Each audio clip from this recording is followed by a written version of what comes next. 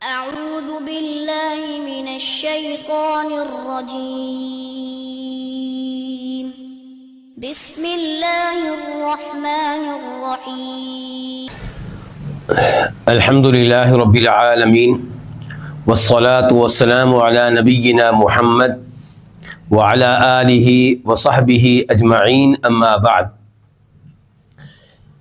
آج اللہ کی توفیق سے، اللہ کی مشیت سے، اللہ کے اذن سے آغاز کریں گے سورہ نساء کی آیت نمبر 32 سے 32۔ اللہ رب العزت اس آیت میں ارشاد فرماتے ہیں کہ وَلَا تَتَمَنَّوْا مَا فَضَّلَ اللَّهُ بِهِ بَعْضَكُمْ عَلَى بَعْضٍ،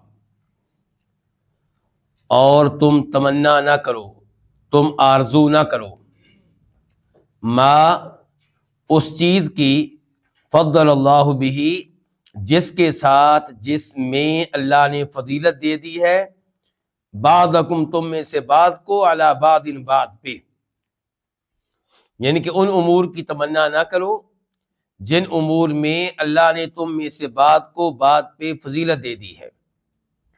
اس آیت کا مفہوم صحیح معنوں میں جاننے کے لیے اس کے سبب نزول پہ غور کرتے ہیں۔ ام سلمہ کہتی ہیں رضی اللہ تعالی عنہ کہ انہوں نے کہا نبی علیہ الصلوۃ والسلام سے کہ مرد جہاد کرتے ہیں، لڑتے ہیں اللہ کی راہ میں، اور ہم نہیں لڑتی، یعنی کہ ہمیں یہ موقع نہیں ملتا۔ دوسرے نمبر پہ ہمارا حصہ وراثت میں مردوں کے مقابلے میں آدھا ہے۔ تو پہلے معاملے کا تعلق تھا دین سے اور دوسرے کا تعلق تھا دنیا سے۔ تو بہرحال اس بارے میں اللہ نے پھر یہ آیت نازل فرمائی وَلَا تَتَمَنَّوْا مَا فَضَّلَ اللَّهُ بِهِ بَعْضَكُمْ عَلَى بَعْضٍ، کہ تم ان امور کی تمنا نہ کرو جن میں اللہ نے تم میں سے بعض کو بعض پہ فضیلت دے دی ہے۔ اس کا مطلب یہ ہے کہ دینی معاملے میں اللہ نے مردوں کو لڑنے کا موقع دیا، جہاد کا موقع دیا، اور عورتوں کو نہیں دیا، تو اس کی تمنا کرنے کی ضرورت نہیں ہے۔ جو ذمہ داریاں ان کو دی گئی ہیں انہیں نبھائیں، انہی میں ان کو بہت اجر و ثواب مل جائے گا۔ اور ایسے ہی وراثت کے معاملے میں بھی تمنا نہ کریں، آرزو نہ کریں۔ اس بارے میں ایک دوسری روایت بھی ہے، عبداللہ ابن عباس راوی ہیں کہ ایک عورت آئی نبی علیہ الصلوۃ والسلام کے پاس اور اس نے کہا اللہ کے نبی، مردوں کا حصہ وراثت میں عورتوں سے زیادہ ہے، اور شہادت کے معاملے میں، گواہی دینے کے معاملے میں بھی عورتیں مردوں سے پیچھے ہیں، تو کیا جو ہم اعمال کرتی ہیں، نماز روزہ وغیرہ، یہ مراد تھی، یہ مقصد تھا اس عورت کا، تو کیا جو ہم عمل کرتے ہیں اس میں بھی یہی صورتحال ہوگی کہ ہمیں آدھا اجر و ثواب ملے گا؟ تو اللہ تعالی نے کہا، اللہ تعالی نے پھر یہ آیت اتاری وَلَا تَتَمَنَّوْا مَا فَضَّلَ اللَّهُ بِهِ بَعْضَكُمْ عَلَى بَعْضٍ لِلرِّجَالِ نَصِيبٌ مِّمَّا اكْتَسَبُوا وَلِلنِّسَاءِ نَصِيبٌ مِّمَّا اكْتَسَبْنَ۔ جو پہلی روایت تھی اسے امام طبری نے روایت کیا ہے، اور جو دوسری روایت تھی اس کو امام ابن ابی حاتم نے روایت کیا ہے۔ ان دو روایات کی روشنی میں اس آیت کو سمجھنا ہمارے لیے کافی آسان ہو جائے گا۔ اللہ تعالیٰ کہتے ہیں کہ بلا تمنو، اور تم تمنا نہ کرو، ما فضل اللہ بہ، اس چیز کی جس کے ساتھ، جس میں اللہ نے فضیلت دی ہے تم میں سے بعض کو بعض پہ، یعنی کہ آپ اللہ کے فیصلوں پہ، اللہ کی شریعت پہ اور تقدیر پہ راضی رہیں۔ للرجال نصیب مما اکتسبوا، جہاں تک تعلق ہے نیک اعمال کا تو اللہ نے فرمایا للرجال، مردوں کے لیے نصیب حصہ ہے، مما اس میں سے جو انہوں نے کمایا، یعنی کہ جو انہوں نے نیک عمل کیے اس کے مطابق انہیں اجر و ثواب ملے گا۔ وللنساء، اور عورتوں کے لیے نصیب حصہ ہے، مما اس میں سے جو اکتسبنا انہوں نے کمایا، عورتوں نے کمایا، جو عورتوں نے عمل کیے، یعنی کہ جہاں تک تعلق ہے نماز روزے کا تو مرد ہو یا عورت جو کوئی عمل کرے گا اس کو ثواب ملے گا۔ ایسا نہیں ہے کہ مرد نماز پڑھے تو ثواب اور ہو، عورت نماز پڑھے تو ثواب اور ہو، دونوں کا ثواب ایک جیسا ہے، البتہ نماز پڑھنے کا انداز، طریقہ، کیفیت، اس لحاظ سے کسی کا بھی ثواب آگے پیچھے ہو سکتا ہے۔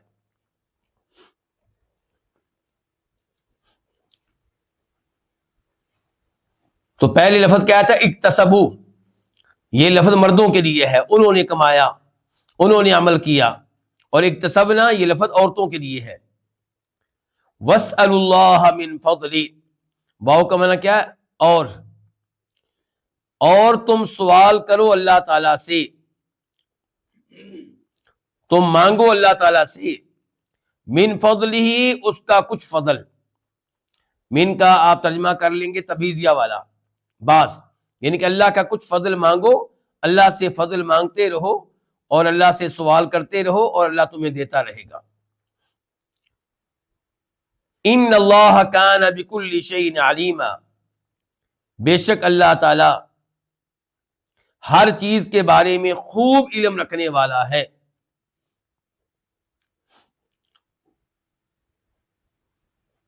علیمن جو ہے یہ کانا کی خبر ہے، اور بکل شیء اس کے متعلق ہے، علیمن کے متعلق ہے۔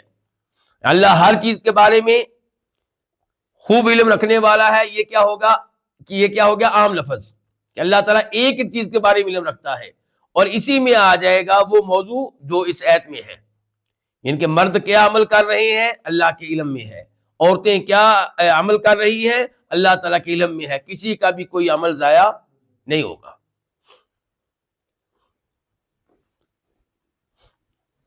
آیت نمبر 33 وَلِكُلٍّ، اور ہر ایک کے لیے، یہ دو الفاظ ہیں لام اور کل، اور ہر ایک کے لیے، جعلنا ہم نے بنا دیے ہیں، موالیہ وارث،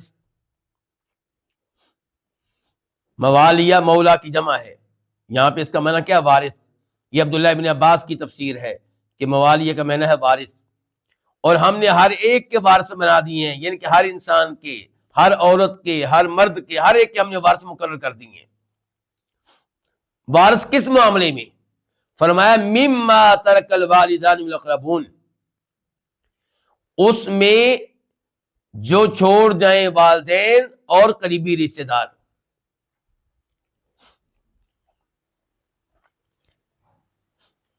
مما یہ کس کے متعلق ہوگا؟ تو یہاں مما سے پہلے کوئی نہ کوئی لفظ مقدر نکالنا ہوگا، مقدر ماننا ہوگا، پوشیدہ ماننا ہوگا۔ مثال کے طور پہ وَلِكُلٍّ جَعَلْنَا مَوَالِيَ يَرِثُونَ، ہم نے ہر ایک کے لیے وارث مقرر کر دیے ہیں، وہ وارث بنیں گے اس مال کے جو چھوڑ جائیں والدین اور قریبی رشتہ دار۔ وَالَّذِينَ، اور وہ لوگ کہ عقدت ایمانکم، جن سے عہد کر رکھا ہے، عقدت عہد کر رکھا ہے، ایمانکم تمہارے دائیں ہاتھوں نے، فآتوہم پس تم دو ان کو، نصیبہم ان کا حصہ۔ اب اس آیت کو سمجھنے کے لیے عبداللہ ابن عباس کی طرف چلتے ہیں رضی اللہ تعالی عنہما۔ بخاری شریف کی روایت ہے، اس کا مفہوم یہ ہے کہ عبداللہ ابن عباس کہتے ہیں کہ جب مہاجرین ہجرت کر کے مکہ سے کہاں آئے؟ مدینہ، تو نبی علیہ الصلوۃ والسلام نے مہاجرین اور انصار میں بھائی چارہ قائم کر دیا، مواخات قائم کر دی کہ اس مہاجر کا وہ انصاری بھائی ہوگا، اس مہاجر کا وہ انصاری بھائی ہوگا۔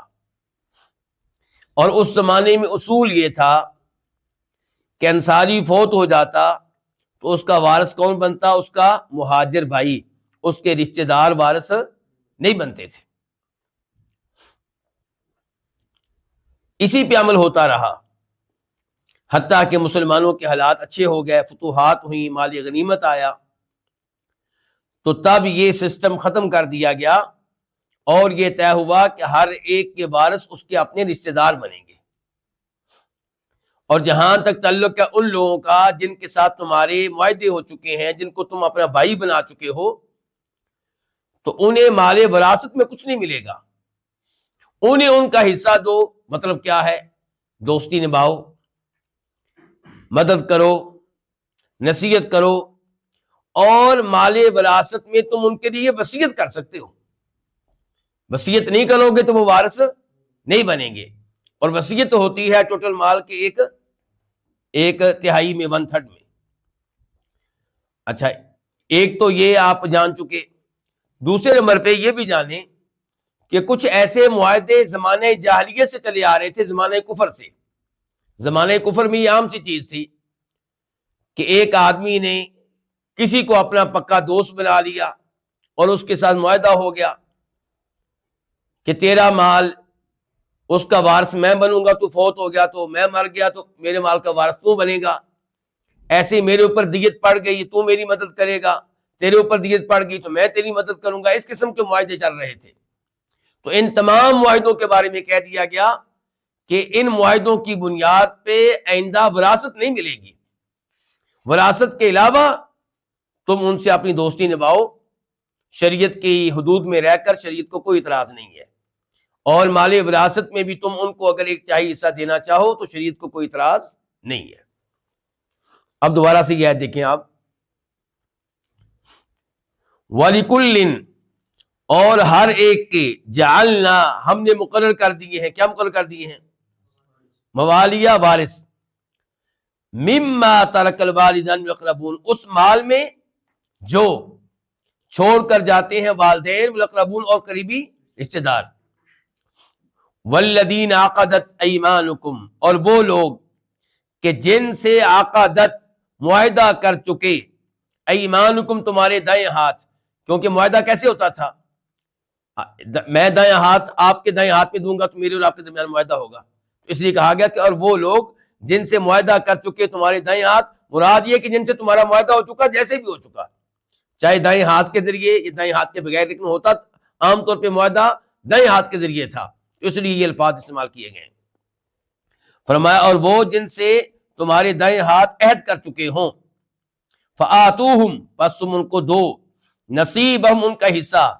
اس سے کیا مراد ہوگا؟ حصے سے یا تو مال وراثت میں وصیت، یا پھر دوستی، نصیحت، خیر خواہی کرنا وغیرہ.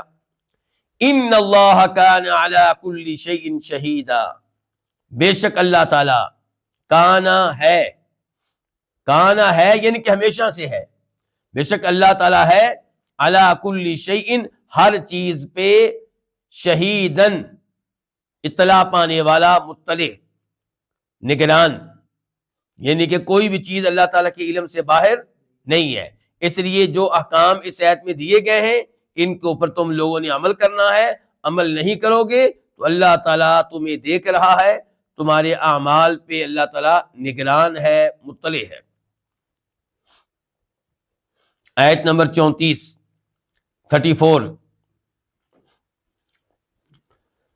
الرجال قوامون علی النساء بما فضل اللہ بعضهم علی بعض وبما انفقوا من اموالہم. اس آیت میں اللہ تعالیٰ نے یہ واضح کیا ہے کہ مرد عورتوں کے نگران ہیں، مرد عورتوں کے ذمہ دار ہیں. گھر میں حکومت کس کی چلے گی؟ شوہر کی چلے گی. کیوں؟ اس لیے کہ مال خرچ کرنے والا کون ہے؟ مرد. شادی ہوگی، حق مہر کس نے دینا ہے؟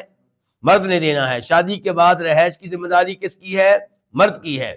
گھر میں جو کھانا تیار ہوگا اس کا خرچہ کس کے ذمہ ہے؟ مرد کے ذمہ ہے. آٹا اس نے لانے ہے، چاول اس نے لانے ہے، گھی اس نے لانا ہے. پھر لباس کی ذمہ داری بھی اس کے اوپر ہے. تو یہ مالی ذمہ داریاں اس کے اوپر ہیں، تو اس لیے آرڈر بھی اسی کا چلے گا، گھر میں حکم بھی اسی کا چلے گا. اور اللہ نے کہا ویسے بھی طبعی طور پہ، پیدائشی طور پہ بھی اللہ تعالیٰ نے مرد کو عورت پہ فوقیت دے رکھی ہے. اس لیے مرد وہ کیا ہے؟ گھر کا حکمران ہے. عورت کو چاہیے کہ اس کی اطاعت کرے.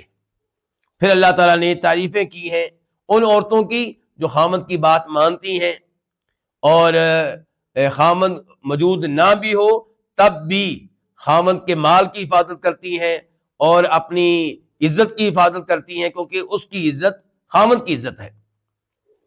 اور پھر اللہ نے اس آیت میں یہ بتایا ہے کہ وہ عورتیں جو نافرمانی کی حد تک پہنچ جائیں انہیں تم سمجھاؤ، وعظ و نصیحت کرو، اور یہ بھی ممکن ہے کہ تم بستر میں ان کو الگ کر دو، اور یہ بھی ممکن ہے کہ ہلکی پھلکی ان کی پٹائی کرو۔ تو اس طرح تم نے اصلاح کرنی ہے۔ اگر وہ ان 3 طریقوں میں سے کوئی بھی طریقہ اختیار کرنے سے سدھر جائیں، بات ماننا شروع کر دیں، تو پھر ان پہ زیادتی نہیں کرنی، پھر ان کو بستر سے الگ نہیں کرنا، پھر ان کو مارنے کی کوشش نہیں کرنی۔ اچھا، اب آپ حیران ہوں گے کیونکہ ہمیں یورپ نے سبق پڑھا دیا ہے کہ پٹائی تو جرم ہے بہت بڑا۔ تو اب آج کل کے بچے جب یہ لفظ سنتے ہیں نا تو ان کے اوپر یہ لفظ میزائل بن کر گرتا ہے کہ اللہ تعالی نے کہہ دیا بھی پٹائی کر سکتے ہیں، حالانکہ اگر یورپ نے دماغ خراب نہ کیا ہوتا تو پھر کوئی مسئلہ ہی نہیں تھا۔ اب نبی علیہ السلام کے زمانے میں یہ آیت نازل ہوئی، کیا آپ کے زمانے کی عورتوں نے اس پہ اعتراض کیا؟ بتائیے، نہیں کیا۔ اچھا، بچہ جو ہے وہ گھر میں کوئی زیادہ تنگ کرے یا ایسی حرکت کرے جس سے خود اس کی جان کو خطرہ ہو، تو اس کا علاج کیا ہوتا ہے؟ ہلکی پھلکی پٹائی، تاکہ وہ باز آ جائے۔ مثال کے طور پہ ایک بچہ بار بار جاتا ہے اس جگہ جہاں پہ وہ انگلی داخل کرتا ہے تو کرنٹ پڑنے کا خطرہ ہے، مر جائے گا، تو ہم اس کو سمجھائیں گے، وہ ظاہر بچہ نہیں سمجھے گا، تو ہلکی پھلکی لگائیں گے تاکہ ڈر جائے، ادھر نہ آئے، آگ کی طرف نہ آئے۔ یہ سارا کچھ اس لیے کہ اس کی جان محفوظ رہے۔ تو جیسے وہاں پہ ہلکی پھلکی پٹائی ہو سکتی ہے، اسی طرح اس لڑکی کی بھی ہلکی پھلکی پٹائی ہو سکتی ہے جو خامد کی بات نہیں مانتی، اس میں بھی اس لڑکی کا فائدہ ہے جیسے ادھر لڑکے کا فائدہ ہے۔ کیوں؟ ہلکی پھلکی پٹائی سے وہ سدھر جائے، اصلاح ہو جائے، طلاق سے بچ جائے گی۔ اور اگر اس کی ہلکی پھلکی پٹائی نہ کی گئی تو پھر ایسے طلاقیں ہوں گی جیسے یورپ میں ہوتی ہیں، پھر ساری زندگی طلاق یافتہ بن کے کسی جگہ بیٹھی رہے گی، اور اللہ نہ کرے ممکن ہے کہ بدنام بھی ہوتی رہے، ممکن ہے اپنے اس کے والدین اس کی بےعزتی کریں، ممکن ہے اس کے اپنے بہن بھائی اس کی بےعزتی کریں۔ تو اس لیے شریعت نے جو کہا نا کہ ہلکی پھلکی پٹائی، تو اس کے اوپر زیادہ حیران نہیں ہونا چاہیے اور اللہ کے فیصلوں پہ 100% مطمئن ہونا چاہیے۔ لیکن اللہ نے ظلم کی اجازت نہیں دی، اللہ نے فوراً کہہ دیا کہ اگر وہ تمہاری بات مانے پھر ان کو مارنے کے لیے کوئی عذر تلاش نہ کرو، اور ساتھ اللہ نے کہہ دیا کہ تمہارا اوپر تمہارا رب موجود ہے، دھیان سے۔ اچھا، ہلکی پھلکی پٹائی مسلم شریف میں باقاعدہ ہے کہ ہلکی پھلکی پٹائی، ان کی ایسی پٹائی نہیں جس سے ہڈی ٹوٹے، ایسی پٹائی نہیں جس سے خون نکلے، ایسی پٹائی نہیں جس کی وجہ سے جسم پہ نشانات پڑ جائیں۔ اور یہ بھی آپ نے کہا ایک حدیث میں، آپ علیہ الصلوۃ والسلام نے، کہ تم میں سے کوئی اپنی بیوی کی ایسے پٹائی نہ کرے جیسے کوئی اپنے جانور کی پٹائی کرتا ہے، یہ وہی عورت ہے جس سے رات کو تم تعلق قائم کرو گے۔ اور ایسے ہی آپ نے کہا چہرے پہ مارنے کی اجازت نہیں ہے، ایسے ہی آپ نے کہا کہ اس کے چہرے کو بدصورت قرار دینے کی اجازت نہیں ہے۔ تو شریعت کی اگر پابندی کی جائے تو اس میں عورت کی کوئی حق تلفی نہیں ہے۔ کام تب خراب ہوتا ہے جب کوئی مرد شریعت کی خلاف ورزی کرتا ہے، حد سے آگے نکل جاتا ہے، اور ایسی کوئی عورت جب وہ حد سے آگے نکل جاتی ہے، اگر عورت خاوند کی اطاعت کرے، اس کی بات مانے، احترام دے، تو خاوند کو کیا ضرورت پڑی ہے اس کو مارنے کی؟ معاملہ تبھی خراب ہوتا ہے جب عورت خاوند کے سامنے سے بدتمیزی کرتی ہے۔ کبھی اس کے باوجود کئی لڑکیاں اچھی ہوتی ہیں، خاوند ظالم ہوتی ہیں، تو بہرحال دونوں طرف سے شریعت کی خلاف ورزی ہوتی ہے تو کام خراب ہوتا ہے۔ شریعت کی اگر دونوں پابندی کریں تو پھر اس میں خیر ہی خیر ہے۔ اللہ تعالیٰ فرما رہے ہیں الرجال قوامون علی النساء، مرد، الرجال رجل ان کی جمع ہے، مرد قوامون کیا ہے؟ حاکم ہیں، نگران ہیں، علی النساء کن پہ؟ عورتوں پہ۔ کیوں؟ با سببیہ ہے، آگے ما جو ہے وہ مصدریہ، اس وجہ سے کہ اللہ نے فضیلت دی ہے بعضہم ان میں سے بعض کو علی بعض بعض پہ. یہ وہ فضیلت ہے جو پیدائشی ہے، جو طبعی طور پہ ہے کہ حکمرانی کے لحاظ سے اللہ تعالیٰ نے یہ صلاحیت مرد میں رکھی ہے، تو یہ پیدائشی فضیلت ہے. اور آگے دوسری فضیلت کیا ہے؟ وَبِمَا أَنفَقُوا مِنْ أَمْوَالِهِمْ، دوسری وجہ اور اس لیے، یہ بھی با سببیہ اور ما مصدریہ، اور اس وجہ سے کہ انفقو انہوں نے خرچ کیا ہے. کنہوں نے؟ مردوں نے خرچ کیے ہیں من اموالہم اپنے مال، وہ اپنا مال لگاتے ہیں، مال صرف کرتے ہیں. تو ان دو اسباب کی وجہ سے گھر میں مرد کو عورت کا نگران حکمران مقرر کیا گیا ہے. اور اس کے اوپر بھی اللہ والی عورتیں، ایمان والی عورتیں مطمئن ہیں اور وہ جانتی ہیں کہ اللہ نے جو کہا ہے کہ یہی درست ہے. لیکن کچھ لڑکیاں ایسی ہوتی ہیں جنہیں جدید تعلیم نے خراب کر دیا ہوتا ہے، تو ان سے ایسے قوانین، ایسے اصول ہضم نہیں ہوتے، اور یہ دلیل ہوتی ہے ایمان نہ ہونے کی. اور اگر ایسی سوچ پختہ دل میں رکھی جائے یا اس کا اظہار کیا جائے تو ایسی عورت کے کافر بننے کا خطرہ ہے. اس لیے اس کو ماننا بھی ہے اور دلی طور پہ ماننا ہے، یعنی کہ یہ یقین ہو کہ جو اللہ نے کہا یہی صحیح ہے. اور اس کے اوپر غور کریں. آج آپ یورپ پہ غور کر لیں تو کیا صورتحال ہے، کیا صورتحال ہے وہاں پہ. گھر اجڑ رہے ہیں. جب آپ نے یہ اصول دے دیا کہ مرد و عورت برابر ہیں تو کیا کبھی کوئی گھر چل سکتا ہے؟ میں نے پہلے بھی گزارش کی تھی، کوئی فیکٹری کامیاب نہیں ہوگی جب اس کے دو مالک ہوں اور برابر کے ہوں اور دونوں کا آرڈر چلتا ہو. یہ تو ممکن ہے کہ ایک آدمی کا فیکٹری میں حصہ ہو لیکن وہ کیا کہتے ہیں سلیپنگ پارٹنر ہو، یعنی کہ کردار ادا نہیں کرتا، بس گھر میں بیٹھا، پیسہ بس اس نے دے دیا ہے. لیکن دونوں کہیں جی جیسے تو نے پیسہ دیا میں نے بھی دیا ہے، جتنے پیسے تو نے لگائے اتنے میں نے لگائے، تیرا بھی آرڈر چلے گا میرا بھی آرڈر چلے گا، فیکٹری تباہ. ایک ملک کے دو حکمران ایک جیسے برابر کا آرڈر چلے گا تو ملک تباہ. تو گھر میں لڑکی لڑکا دونوں کے برابر کے اختیارات ہوں گے تو گھر تباہ. تو گھر کامیاب بنانے کے لیے اللہ تعالیٰ نے کسی نہ کسی کو نگران بنانا تھا، حکمران بنانا تھا. تو اللہ نے کس کو بنایا؟ گھر کا مرد کو. اور یہاں پہ وہ حدیث بھی آپ کے سامنے رکھنا چاہوں گا جس میں فرماتے ہیں نبی کریم صلی اللہ علیہ وسلم کہ جو عورت 5 وقت کی نمازیں ادا کرے اور 1 ماہ کے روزے رکھے، کون سے ماہ کے؟ رمضان کے، اور فرمایا اپنی شرمگاہ کی حفاظت کرے اور خاوند کی بات مانے، اطاعت کرے، اس سے کہا جائے گا جنت میں داخل ہو جا جس دروازے سے داخل ہونا ہے.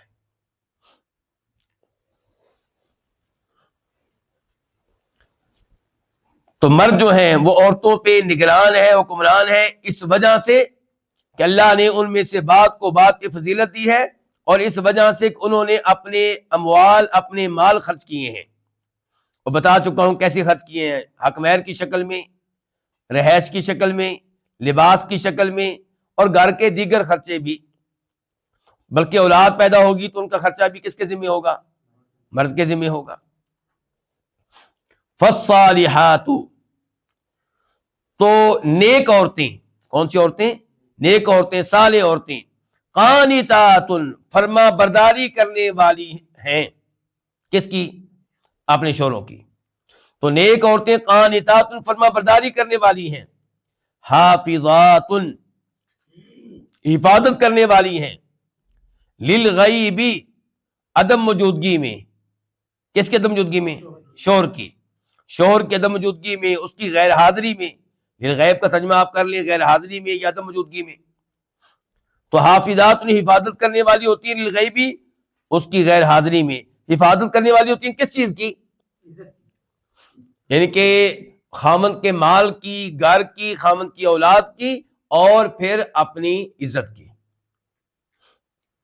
بلکہ اس بارے میں حدیث آتی ہے، صحیح حدیث، جس میں آپ نے وضاحت کی کہ بہترین عورت کون سی ہے. کس بات کی وضاحت کی ہے؟ بہترین عورت کون سی ہے. فرمایا بہترین عورت وہ ہے جس کی طرف اس کا شوہر دیکھے تو وہ دیکھ کر خوش ہو جائے. کیا مطلب؟ اس کی حالت دیکھ کر. صاف ستھری ہے اور کسی ایسے کام میں لگی ہوئی ہے کہ جس کو دیکھ کے شور خوش ہو رہا ہے، یا خامند گھر میں آیا تو اس کا اچھے انداز سے استقبال کر رہی ہے، مسکرا کر استقبال کر رہی ہے، تو فرمایا بہترین عورت وہ ہے کہ خامد اس کو دیکھے تو دیکھ کر کیا ہو جائے؟ خوش ہو جائے، اور خامد اس کو حکم دے تو خامد کی بات ماننے، اطاعت کرے، اور خامد غیر موجود ہو تو اس کی حفاظت کرے۔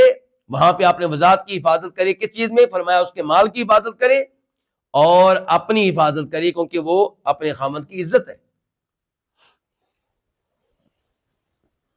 یہ نسائی شریف کی حدیث ہے۔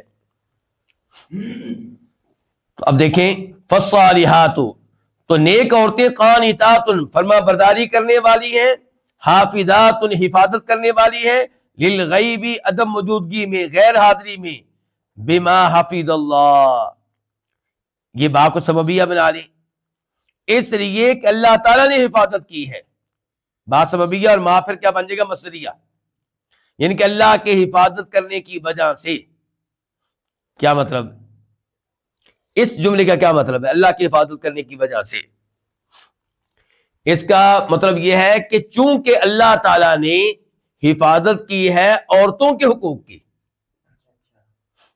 عورتوں کو حقوق دیے ہیں، خامد کو کہا ہے اس کو رہائش دینا تیری ذمہ داری ہے، اس کو لباس فراہم کرنا تیری ذمہ داری ہے، آٹا لانا تیری ذمہ داری، چاول گھر میں لے کر آنا تیری ذمہ داری، دودھ لے کر آنا تیری ذمہ داری، یہ ساری ذمہ داریاں مرد پہ ڈالی ہیں۔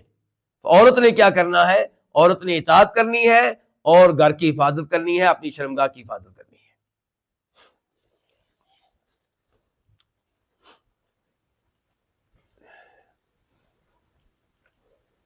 بما حفظ اللہ کا ایک دوسرا مطلب بھی ہو سکتا ہے، وہ کیا؟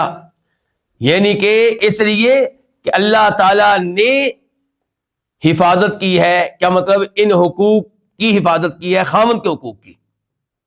عورتیں خامند کے حقوق کی حفاظت کرنے والی ہوتی ہیں، کیوں؟ کیونکہ اللہ نے حکم دیا ہے، اللہ نے حفاظت کی، ان کے اللہ نے حکم دیا ہے۔ واللاتی تخافون، اور وہ عورتیں کہ تم ڈرتے ہو، نشوزہن، ان کی سرکشی سے، ان کی نافرمانی سے، وہ عورتیں جن کی نافرمانی اور سرکشی سے تم کیا کرتے ہو؟ ڈرتے ہو۔ فاعدوہن، فاکمنا پس، عدو، تم باز کرو، تم نصیحت کرو، ہن، انہیں، ان کو، ایسی عورتوں کو، یعنی کہ انہیں اللہ تعالیٰ سے ڈراؤ۔ مثال کے طور پہ آپ انہیں حدیثیں سنا سکتے ہیں، آپ بتائیں اس کو کہ بھئی میرا تمہارے اوپر اللہ نے یہ حق رکھا ہے۔ مثال کے طور پہ یہ حدیث بتائیں آپ، ابن ماجہ کی حدیث ہے کہ معاذ بن جبل رضی اللہ عنہ شام گئے تھے، اور شام اس زمانے میں کون سا ملک تھا؟ کافر ملک۔ تو کافر ملک میں گئے کاروبار وغیرہ کے سلسلے میں، واپس آئے تو انہوں نے آتے ہی نبی علیہ الصلوۃ والسلام کو سجدہ کر ڈالا۔ تو آپ نے کہا معاذ یہ کیا؟ کہنے لگے اللہ کے رسول علیہ الصلوۃ والسلام، میں شام گیا تھا، میں نے دیکھا تھا کہ وہ اپنے بڑوں کو، پادریوں کو، علماء کو، وزیروں کو، بادشاہ کو سجدہ کرتے ہیں، تو میں نے تب سوچا تھا کہ آپ پھر ان کے مقابلے میں کہیں زیادہ سجدے کے حقدار ہیں، تو میں نے عزم کیا تھا کہ میں آپ کو سجدہ کروں گا۔ آپ نے فرمایا معاذ آئندہ ایسا نہیں کرنا، اگر کسی انسان کے لیے دوسرے انسان کو سجدہ کرنا جائز ہوتا تو میں عورت کو حکم دیتا کہ اپنے خامند کو سجدہ کرے۔ عورتوں کو یہ بات جان لینی چاہیے کہ خامند کی بات مان کر گھر میں صفائی کرنا ثواب، کپڑے دھونا ثواب، استری کرنا ثواب، بچوں کا پورا دن خیال رکھنا، ان کی صفائی کا، ان کے کھانے کا، یہ سب ثواب ہے۔ بس نیت کر لیں کہ میں یہ کام کر رہی ہوں اللہ کی بات مان کر اور اپنے شوہر کی بات مان کر، تو ان اعمال کو حقیر نہ جانیں۔ تو فرمایا فاعدوہن، پس تم ان کو نصیحت کرو، واہجروہن، اور واو کا معنی کیا ہے؟ اور، ایسے ہی ہے نا، اہجرو، تم الگ کر دو، ہن، انہیں، فی المضاجع، بستروں میں، خواب گاہوں میں، بیڈ میں۔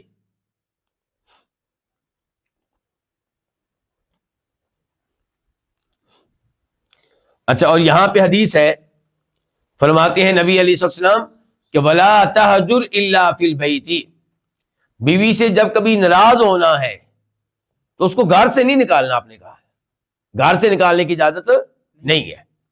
ولا تہجر الا فی البیت، گھر میں رہ کر، گھر میں رکھ کر اس سے آپ ناراض ہو سکتے ہیں.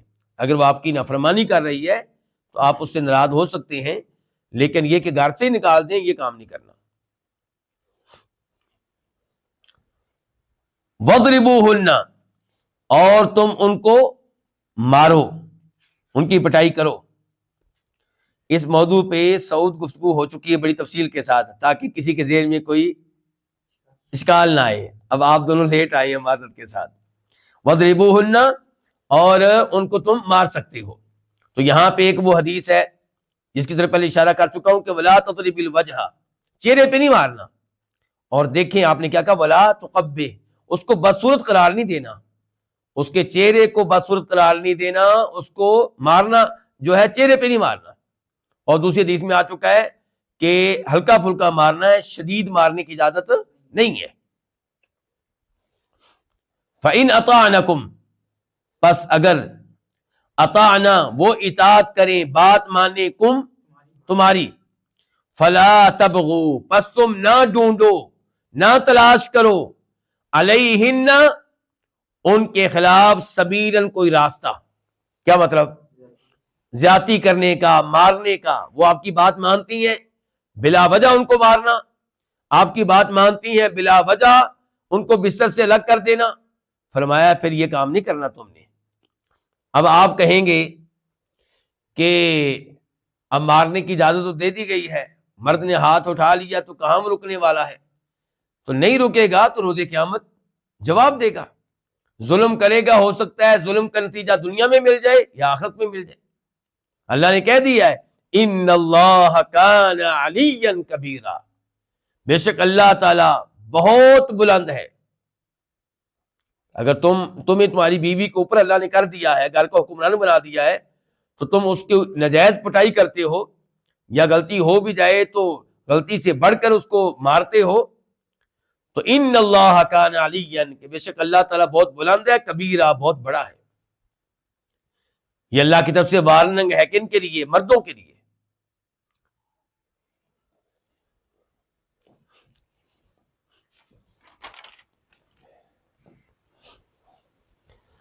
آیت نمبر 35 اچھا، پچھلی آیت میں گفتگو ہوئی تھی کہ نافرمانی پہ اتر آئی ہے کون؟ عورت. سرکشی پہ اتر آئی ہے کون؟ عورت. اب اس آیت میں، آیت نمبر 35 میں، 35 میں اللہ تعالیٰ بیان کر رہے ہیں کہ اگر معاملہ آپ دونوں کی طرف سے خراب ہو جائے، آپ دونوں ایک دوسرے سے نفرت کرنے لگ گئے ہیں، دونوں ایک دوسرے کے مخالف بن چکے ہیں، تو اب کیا ہوگا؟ تو اللہ تعالیٰ نے کہا ہے اب ایک آدمی لیا جائے لڑکے کے خاندان سے اور ایک آدمی لیا جائے لڑکی کے خاندان سے. تو یہ دو آدمیوں کی کمیٹی جو ہے ان کے معاملے میں غور و فکر کرے، دونوں سے ان کے معاملے میں گفتگو کرے، اور پھر فیصلہ کرے کہ یہ دونوں اب اکٹھے رہ سکتے ہیں کہ نہیں رہ سکتے. رہ سکتے ہیں تو کس کی اصلاح کرنی ہے، کس کی غلطی تھی اس کا ازالہ کرنا ہے. تو یہ یعنی کہ کمیٹی بننی چاہیے. اچھا، یہاں پہ سوال پیدا ہوگا کہ کمیٹی کو کیا یہ اختیار ہے کہ وہ صلح کی بجائے یہ اعلان کر دے کہ ہم ان دونوں کو جدا کر رہے ہیں، ان کا نکاح ختم کر رہے ہیں اور یہ اکٹھے نہیں رہ سکتے؟ تو اس بارے میں اختلاف ہے. کچھ علماء کرام کہتے ہیں کہ صلح کرانے کا تو اختیار ہے، لیکن جدا کرنے کا اختیار نہیں ہے، الا یہ کہ وہ پہلے اختیار دے چکے ہوں. کون؟ میاں بیوی، کہ آپ ہمارے معاملے کا جائزہ لیں، اور اگر آپ یہ سمجھتے ہیں کہ ہمارا اکٹھے رہنا اب غیر مناسب ہے تو ٹھیک ہے، ہمیں آپ کا فیصلہ قبول ہوگا. کچھ علماء کرام کہتے ہیں کہ جدائی کا فیصلہ وہ تب سنا سکتے ہیں، الگ کرنے کا فیصلہ تب سنا سکتے ہیں اگر حکومت ان کو یہ اختیار دے جس حکومت کے کہنے پہ کمیٹی بنی ہے. جمہور علماء کرام کا موقف یہ ہے کہ ان کو حکم کہا گیا ہے. لفظ کیا بولا گیا ان کے لیے؟ حکم. ان کے قاضی کیا اختیار ہے ان کے پاس؟ کون سا اختیار ہے؟ قاضی کا. اور قاضی جو ہوتا ہے وہ مکمل طور پہ بااختیار ہوتا ہے، تو اس لیے وہ فیصلہ کریں گے کہ ان میں صلح کرانی ہے تو کیسے کرانی ہے، اور اگر صلح ناممکن ہے تو پھر وہ فیصلہ سنا دیں گے کہ ان کو جدا کر دیا جائے۔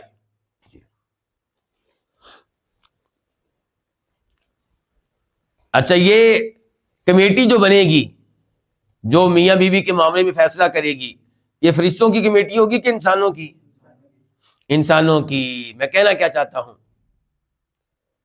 میں کہنا یہ چاہتا ہوں کہ جب امیر المؤمنین جناب علی اور جناب معاویہ کے مابین کمیٹی بنی تھی تو اس زمانے کے جو خوارج تھے، باغی تھے، انہوں نے کہا تھا کہ یہ دونوں کافر ہو گئے، کیونکہ اللہ نے تو کہا فیصلہ اللہ کا چلے گا، انہوں نے انسانوں کو جج مان لی ہے۔ اللہ نے تو کہا ان الحکم الا للہ۔ تو جناب علی کے لشکر سے وہ خوارج الگ ہو گئے۔ جناب علی ان سے لڑنے ہی والے تھے کہ عبداللہ ابن عباس نے کہا کہ آپ مجھے موقع دیں ان سے گفتگو کرنے کا، تو وہ گئے، لمبی چوڑی گفتگو ہوئی، میں اس پوری گفتگو کی طرف نہیں جاؤں گا، وہ بات کروں گا جس کا تعلق ہماری عیش سے ہے کہ عبداللہ ابن عباس نے کہا کہ قرآن پڑھ کر دیکھ لو، میاں بیوی کا معاملہ دیکھ لو، اللہ نے کہا کہ جب اختلاف ہو جائے فیصلہ کون کریں گے؟ انسان کریں گے۔ فیصلہ اللہ کا، لیکن سنائیں گے کون؟ انسان سنائیں گے۔ تم نے ایسے ہی خام خواہ جناب علی کو کافر قرار دے دیا ہے۔ تو یہ ہوتے ہیں خوارج، یعنی کہ وہ سمجھتے ہیں کہ شاید ہم قرآن و حدیث پہ عمل کر رہے ہیں، حقیقت میں قرآن و حدیث پہ عمل نہیں کر رہے ہوتے، وہ یعنی کہ یوں سمجھیں کہ شیطان نے ان کو بیوقوف بنایا ہوتا ہے۔ وَإِنْ خِفْتُمْ، اور اگر تمہیں ڈر ہو، شِقَاقَ بَيْنِهِمَا، مخالفت کا، ان کی آپس میں مخالفت کا، کن کی؟ میاں بیوی کی۔ اگر تمہیں ڈر ہو شقاق کا، مخالفت، بینہما، ان کی آپس میں، فَبْعَثُوا، تو تم مقرر کرو، فا کا معنی تو، ابعثوا تم مقرر کرو، حکمن، ایک منصف، ایک ثالث، من اہلہ، اس کے خاندان سے، کس کے؟ اہلہ، ضمیر مذکر ہے، میں کہہ رہا ہوں ضمیر مذکر ہے، شوہر کے خاندان سے، وحکمن، اور ایک جو منصف ہوگا اور ایک ثالث جو ہوگا، من اہلہا، اس کے خاندان سے، ان کی لڑکی کے خاندان سے، یہاں ضمیر مؤنث کی آئی ہے۔ ان یریدا، اگر وہ دونوں چاہیں گے، کون دونوں؟ فیصلہ کرنے والے ہیں، وہ جو منصف ہیں، وہ جو ثالث ہیں، اگر وہ چاہیں گے اصلاحاً، کیا کرنا؟ اصلاح کرنا، تو یوفق اللہ بینہما، اللہ تعالی موافقت کر دے گا، اللہ تعالی موافقت کر دے گا، بینہما، ان کے مابین۔ کیا مطلب ہے اس جملے کا؟ اس جملے کا پہلا مطلب یہی ہے کہ اگر وہ فیصلہ کرنے والے وہ ان کے درمیان صلح کرانا چاہیں گے، نیک نیتی سے کام کرنا چاہیں گے، تو اللہ تعالیٰ میاں بیوی کے درمیان موافقت پیدا کر دے گا۔ اور دوسرا مطلب یہ ہے کہ اگر وہ فیصلہ کرنے والے اصلاح کرنا چاہیں گے، نیت ان کی صاف ہوگی، خیر خواہی کا ارادہ ہوگا، تو اللہ تعالیٰ ان کو درست فیصلہ سنانے کی توفیق دے دے گا۔ کن کو؟ فیصلہ کرنے والے ہیں، جی ہاں۔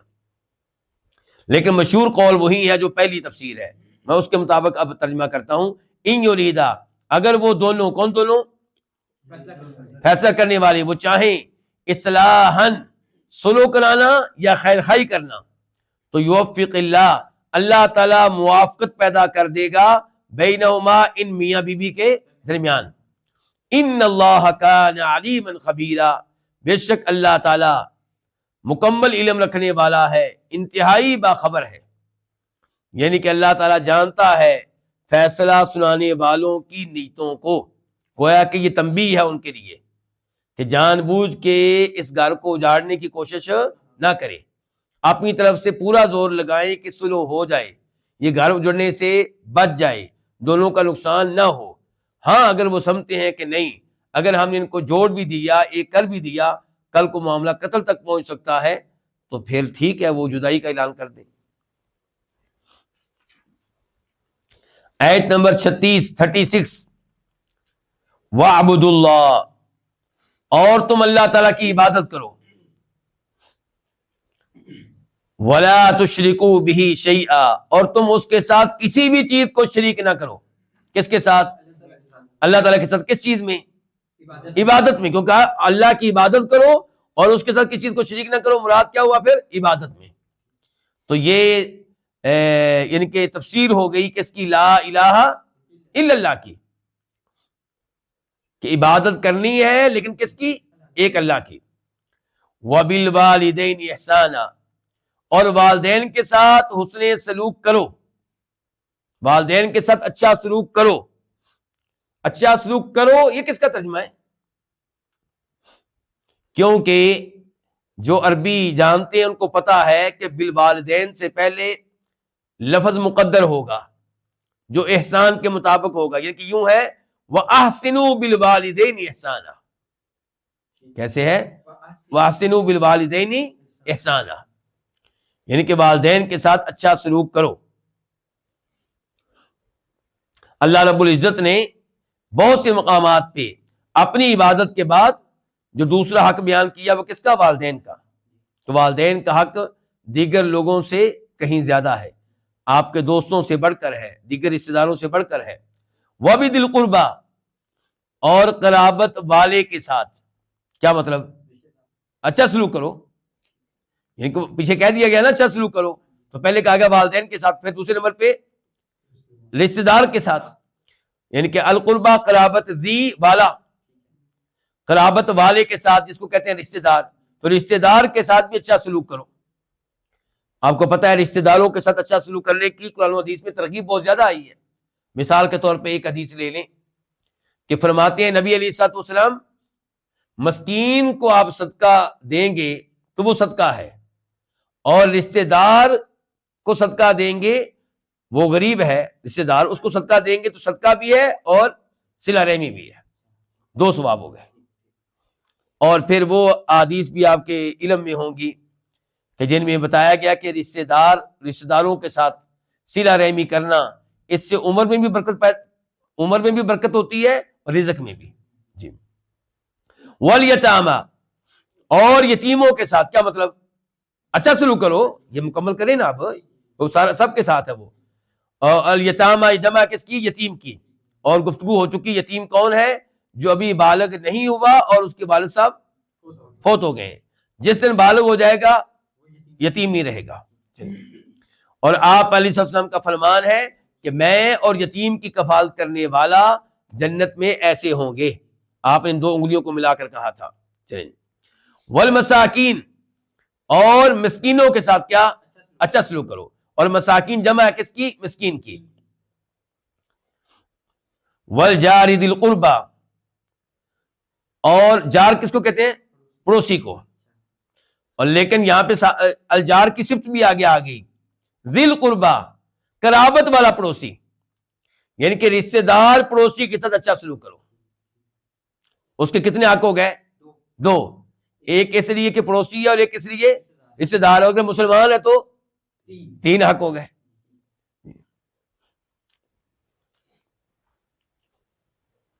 والجار الجنب، اور جنب اجنبی، یعنی کہ جو رشتہ دار نہیں ہے، یعنی کہ اجنبی پڑوسی کے ساتھ. یہ الجنوب صفت ہے الجار کی. اجنبی پڑوسی کے ساتھ بھی اچھا سلوک کرو. تو یہ پڑوسیوں کا تذکرہ دو بار آ گیا. ایک وہ پڑوسی جو رشتہ دار ہے اور ایک وہ پڑوسی جو رشتہ دار نہیں اجنبی ہے. دونوں کے ساتھ اچھا سلوک کرنا ہے. پہلے کا حق زیادہ ہے، دوسرے کا ذرا کم ہے، لیکن حق ہے. اتنا حق ہے کہ فرماتے ہیں نبی علیہ الصلوۃ والسلام کہ مجھے جبریل مسلسل پڑوسی کے ساتھ اچھا سلوک کرنے کی وصیت کرتے رہے، حتیٰ کہ میں خیال کرنے لگا کہ لگتا ہے کہ حکم نازل ہونے والا ہے کہ جب کوئی آدمی فوت ہوگا تو اس کے وارثوں میں پڑوسی بھی وارث ہوا کرے گا. بنایا نہیں گیا، لیکن اس قدر وصیت کی کہ پڑوسی کا خیال رکھیں، پڑوسی کا خیال رکھیں، پڑوسی کا خیال رکھیں. والصاحب بالجنب، والصاحب کس کو کہتے ہیں؟ ساتھی. بالجنب، جنب کس کو کہتے ہیں؟ پہلو کو، آپ کی سائیڈ کا ساتھی، یعنی کہ جو آپ کے ساتھ کہیں رہتا ہے. اس میں داخل ہوگی مثال کے طور پہ بیگم، وہ پہلو کے ساتھی ہے، یعنی کہ آپ کے ساتھ زندگی گزارتی ہے۔ اس میں داخل ہوگا مثال کے طور پہ جو آپ کے ساتھ کہیں سفر کر رہا ہے، اس میں داخل ہوگا وہ طالب علم جو کلاس میں آپ کے ساتھ بیٹھتا ہے، اس میں داخل ہوگا وہ جو جاب میں آپ کے ساتھ بیٹھتا ہے۔ یہ سب کیا ہے؟ اصحابی بالجنب، یعنی کہ پہلو کے ساتھی، ہم نشین۔ وابن السبیل، اور راستے کا بیٹا، یعنی کہ مسافر جو راستے پہ چل رہا ہے، راستے کا بیٹا ہو، راستے پہ جو سفر میں کی حالت میں ہے، یعنی کہ اس کے ساتھ بھی اچھا سلوک کرنا ہے، مسافروں کے ساتھ اچھا سلوک کرنا ہے۔ آج کل صورتحال یہ ہے کہ ہمارے شہر میں دوسرے شہر کا آدمی ہو تو ہم اس کے ساتھ اچھا سلوک نہیں کرتے، اور ہمارے ملک میں دوسرے ملک کا کوئی آدمی ہو ہم اچھا سلوک نہیں کرتے۔ تو جبکہ ان مسافروں کے کیا رکھے ہیں؟ اللہ تعالیٰ نے حقوق رکھے ہیں۔ چلو یہ کتنے لوگ ہو گئے دیکھ لیں۔ نمبر 1 خود اللہ تعالیٰ کا حق، نمبر 2 والدین، نمبر 3 رشتہ دار، نمبر 4 یتیم، نمبر 5 مسکین، نمبر 6 رشتہ دار پڑوسی اور اجنبی پڑوسی، اور جو آپ کا ساتھی ہو کسی جگہ، اور مسافر کتنے ہو گئے؟ 9۔ اللہ آپ کو جزائے خیر دے۔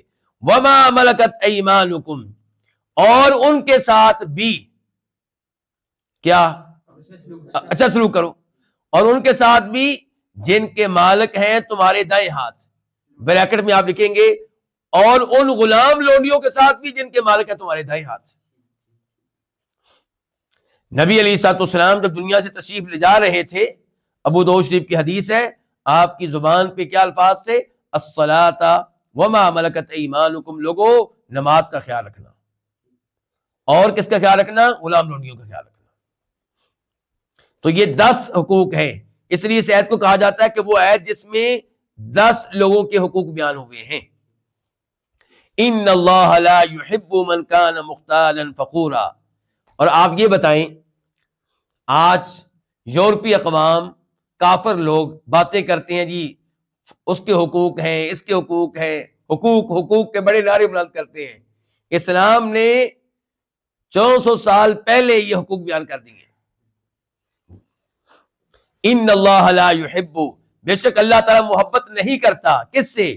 من کان، جو ہو، مختالن، تکبر کرنے والا، اترانے والا، اکڑنے والا، فخورا، بہت فخر کرنے والا۔ فخورا فعول کے وزن پہ بہت فخر کرنے والا۔ کیا فرق ہے دونوں میں؟ فخورا یہ فخر کرتا ہے ان نعمتوں پہ جو اس کے پاس ہیں، ان کارناموں پہ جو اس نے یا اس کے والدین نے سر انجام دیے ہیں۔ تو اللہ تعالیٰ کو محبت نہیں ہے اس سے جو تکبر کرنے والا ہو اور جو بہت فخر کرنے والا ہو۔ یہاں پہ ایک حدیث بیان کرنا بھی ضروری ہے۔ مختال کی تفسیر میں، مختال کا ترجمہ ہم نے کیا کیا؟ تکبر کرنے والا۔ تکبر کرنے والا کون ہوتا ہے؟ آپ میں سے کوئی متکبر تو نہیں بیٹھا ہوا؟ یا میں کہیں متکبر تو نہیں ہوں؟ ہم سب کا دعویٰ ہوگا نہیں جی ہم تو نہیں ہیں، میرا بھی اور آپ کا بھی۔ آئیے اللہ کے نبی سے پوچھتے ہیں کہ متکبر کس کو کہتے ہیں؟ تو آپ علیہ الصلوۃ والسلام کا فرمان ہے کہ متکبر وہ ہے جو حق بات کو رد کر دے اور لوگوں کو حقیر جانے، جو حق بات کو ماننے سے انکار کر دے اور لوگوں کو کیا جانے؟ حقیر جانے۔ تو اس کا مطلب ہے تکبر، یہ متکبر ہے جو حق بات کو نہیں مانتا، یہ متکبر ہے، اور جو لوگوں کو حقیر جانے وہ بھی کیا ہے؟ لیکن ہم عام طور پہ سمجھتے ہیں کہ متکبر وہ ہے جو لوگوں کو حقیر جانے اور جو حق بات کو نہ مانے اس کو ہم متکبر نہیں کہتے۔ تو اس لحاظ سے سارے کافر متکبر قرار پاتے ہیں، یہ شریعت کو نہیں مانتے، اللہ کے حق کو نہیں مانتے، متکبر ہے، بڑے بن رہے ہیں۔ آپ علیہ الصلوۃ والسلام ایک حدیث میں فرماتے ہیں، ابو داؤد شریف کی حدیث ہے، صحیح حدیث ہے، کہ اپنے کپڑے کو، چادر کو ٹخنوں سے نیچے نہیں کرنا، فرمایا اس لیے کہ یہ تکبر ہے۔ اس کو آپ نے کیا قرار دیا ہے؟ تکبر قرار دیا ہے۔ تو یہ ایک مثال ہے۔ تو حق بات جب بھی آپ اس کو نہیں مانیں گے تو یہ تکبر کی علامت ہے۔ آیت نمبر 37 اچھا، یہ جو پچھلی آیت میں کہا گیا کہ اللہ تعالیٰ ان سے محبت نہیں کرتا، اس میں کیا اشارہ ہے کہ جو تکبر کرنے والے نہیں ہیں، فخر کرنے والے نہیں ہیں، جن کی عادات اچھی ہیں، ان سے اللہ محبت کرتا ہے. تو پتہ چلا اللہ کی صفات میں سے ایک صفت کیا ہے کہ اللہ کئی لوگوں سے محبت کرتا ہے. تو ہم نے ان حرکتوں سے بچنا ہے جن حرکتوں کی وجہ سے ہم اللہ کی محبت سے محروم ہو سکتے ہیں. آیت نمبر 37 الذین یبخلون، وہ لوگ جو بخل کرتے ہیں، کیا مطلب کنجوسی کرتے ہیں. وَيَأْمُرُونَ النَّاسَ بِالْبُخْلِ، اور لوگوں کو حکم دیتے ہیں کس کا؟ کنجوسی کرنے کا. ان کو بھی طریقے سکھاتے ہیں. وَيَكْتُمُونَ، اور چھپاتے ہیں مَا آتَاهُمُ اللَّهُ مِنْ فَضْلِهِ، اس کو چھپاتے اس چیز کو ہے جو اللہ نے ان کو دی ہے اپنے فضل سے. اچھا ان کو کیا ہے جی؟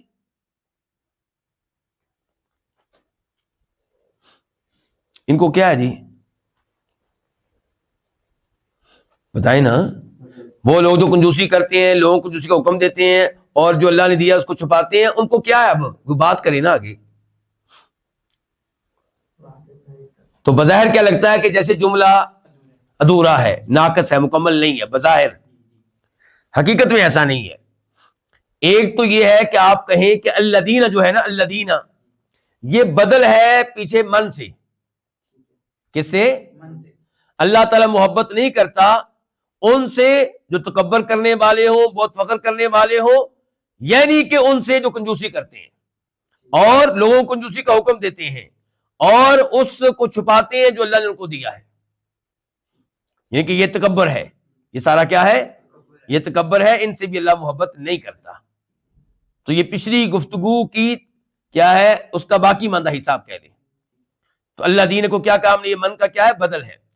اور دوسرے علماء کرام یہ کہتے ہیں کہ آپ یہ بھی کہہ سکتے ہیں کہ اللہ دین سے پہلے ہے اعنی، اور عربی میں ایسا چلتا ہے. یعنی کہ اللہ تعالیٰ کہہ رہے ہیں میرے کہنے کا مطلب یہ ہے، اللہ تعالیٰ محبت نہیں کرتا ان سے جو قبر کرنے والے، فخر کرنے والے ہیں، یعنی کہ وہ جو کنجوسی کرتے ہیں، یعنی کہ وہ جو کنجوسی کرتے ہیں. ٹھیک ہے. ایک اور بھی توجیہ ہے لیکن میرے خیال میں آپ لوگوں کے لیے اتنی کافی ہے. ٹھیک ہے چلیے. اچھا اب اس کی طرف آ جائیں. کنجوسی کون سی؟ بخل سے مراد دو طرح کا بخل ہے. ایک علم کا بخل، ایک مال کا بخل. علم ہے آپ کے پاس، وہ لوگوں کو نہ بتانا. آپ کو پتا ہے کہ نبی علیہ الصلوۃ والسلام کی نشانیاں تورات میں موجود ہیں اور آپ لوگوں کو نہیں بتا رہے. لوگوں کو نہیں بتاتے کہ بھئی اس نبی کی نشانیاں تمہاری کتاب میں موجود ہیں. تو یہ کیا ہو گیا؟ علم کا بخل. تو دونوں طرح کے بخل ممنوع ہیں. اور مال کا بخل جو ہوگا وہ مثال کے طور پہ زکوٰۃ ادا نہ کرنا، دیگر جو حقوق واجب ہیں وہ پورے نہ کرنا. آپ کے ذمے ہے بیوی کا خرچہ، وہ آپ نہیں کرتے. اولاد کا خرچہ آپ کے ذمے ہے، وہ آپ نہیں کرتے. اور دیگر خرچے جو آپ کے ذمے ہیں. تو وہ لوگ جو بخل کرتے ہیں اور لوگوں کو بھی بخل کی ترغیب دیتے ہیں، حکم دیتے ہیں اور چھپاتے ہیں اس چیز کو جو اللہ نے ان کو اپنے فضل سے دی ہے، اس میں وہ علم آ جائے گا. اللہ نے آپ اپنے فضل سے آپ کو علم دیا، اللہ نے مثال کے طور پہ آپ کو تورات دی، اللہ نے آپ کو انجیل دی، اور اس میں نشانیاں موجود ہیں جن سے پتہ چلتا ہے کہ اللہ کے نبی سچے نبی علیہ الصلوۃ والسلام. قرآن کی تصدیق وہاں سے ہمیں ملتی ہے اور آپ نے اس علم کو چھپا رکھا ہے. وَأَعْتَدْنَا، تو یہ اس زمانے میں یہ ایت فٹ ہو رہی ہے یہودیوں کے اوپر، لیکن اللہ تعالیٰ کے الفاظ کیا عام ہیں. آج کوئی مسلمان بھی یہ حرکت کرے گا تو اس کے اوپر بھی یہ الفاظ، یہ ایت اس کے اوپر بھی پڑھی جائے گی. وَأَعْتَدْنَا، اور ہم نے تیار کیا ہے، للکافرین، ان کافروں کے لیے، عذاب مہینہ، رسوا کر دینے والا عذاب. تو گویا کہ ان کو کافر قرار دیا گیا. کن کو؟ تکبر کرنے والا، فخر کرنے والا، بخل کرنے والا، لوگوں کو بخل کی ترغیب دینے والا اور حق بات کو چھپانے والا. یعنی کہ اللہ نے یہ نہیں کہا کہ ہم نے تیار کیا ان کے لیے. میں نے پہلی بھی ایک دفعہ یہ بات بیان کی تھی. اللہ نے کہا ہم نے تیار، اللہ کے گفتگو کا انداز یہ تھا کہ اللہ تعالیٰ کہتے ہیں ہم نے ان کے لیے تیار کیا ہے، لیکن اللہ تعالیٰ نے یہ نہیں کہا ان کے لیے. اللہ نے یہ نہیں کہا وَآتَدْنَا لَهُمْ، بلکہ اللہ نے کہا وَآتَدْنَا لِلْكَافِرِينَ. اس کا فائدہ کیا ہے؟ اللہ نے بتا دیا کہ جو ایسی حرکتیں کرے وہ کافر ہے، اور ہم نے رسوا کر دینے والا عذاب تیار کیا ہے ہر کافر کے لیے، چاہے وہ کافر بنا ہو ان حرکتوں سے چاہے دیگر حرکتوں سے.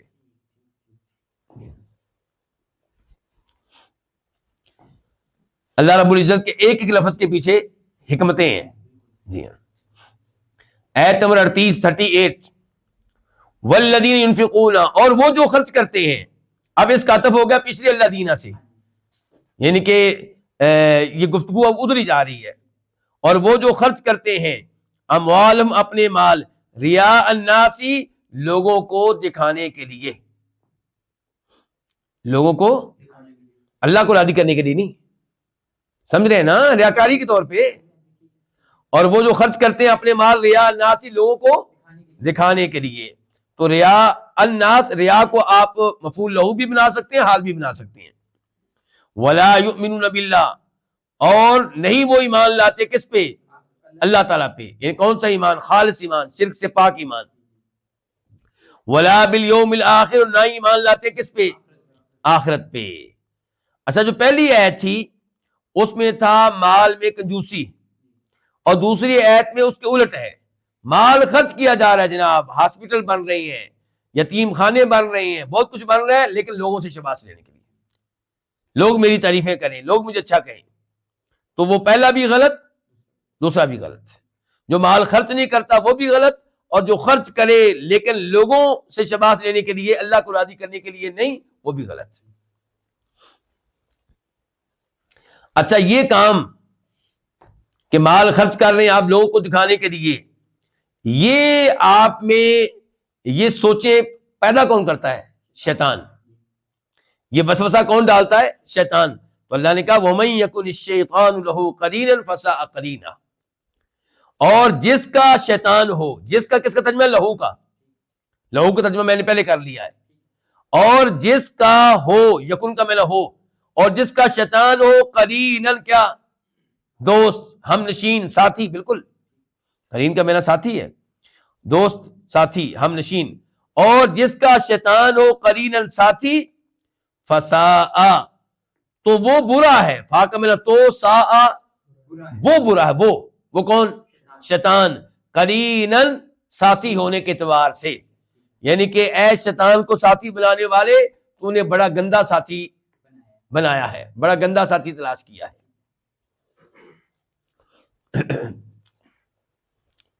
تو اس سے یہ بھی پتا چلا کہ یہ جو حرکتیں اور یہ گناہ جو پیچھے بتائے گئے ہیں، یہ گناہ کروانے والا کون ہوتا ہے؟ شیطان. تو شیطان سے بچ کر رہے. آیت نمبر 39 وَمَاذَا عَلَيْهِمْ، اور کیا ہوگا انہیں، وَمَاذَا، اور کیا ہے، علیہم، ان پہ، ان کے کیا نقصان ہوگا ان کو. بریکٹ میں لکھے نقصان یا آفت، کیا آفت آ جائے گی ان پہ. ٹھیک ہے، وَمَاذَا عَلَيْهِمْ، اور کیا ہوگا ان کو، کیا ہوگا ان پہ، لو، اگر، آمنو، یہ ایمان لے آئیں، باللہ، کس پہ؟ اللہ پہ، خالص ایمان، والیوم الآخر، اور روز آخرت پہ، وَأَنفَقُوا، اور یہ خرچ کریں، مما، اس میں سے، رزقہم اللہ، جو اللہ نے ان کو دیا ہے. یہاں خرچ کرنے سے مراد ہوگا اللہ کو راضی کرنے کے لیے. خرچ تو وہ کر رہے ہیں، تو اب کیا ہے، انہیں کیا ہوگا، یعنی کہ یہ کیوں نہیں ایمان لے آتے، کیوں نہیں آخرت پہ ایمان لاتے، کیوں نہیں اللہ کی راہ میں خرچ کرتے اس مال سے جو اللہ نے دیا ان کو. تو مما اصل میں کیا تھا؟ مین اور ما، آپ کو پتہ ہی ہے، اور مین تبیزیہ ہے. اس مال میں سے کچھ، اللہ نے سارا مال نہیں مانگا، تو فرمایا اور وہ خرچ کریں اس مال میں سے جو اللہ نے ان کو دیا ہے، عطا کیا ہے.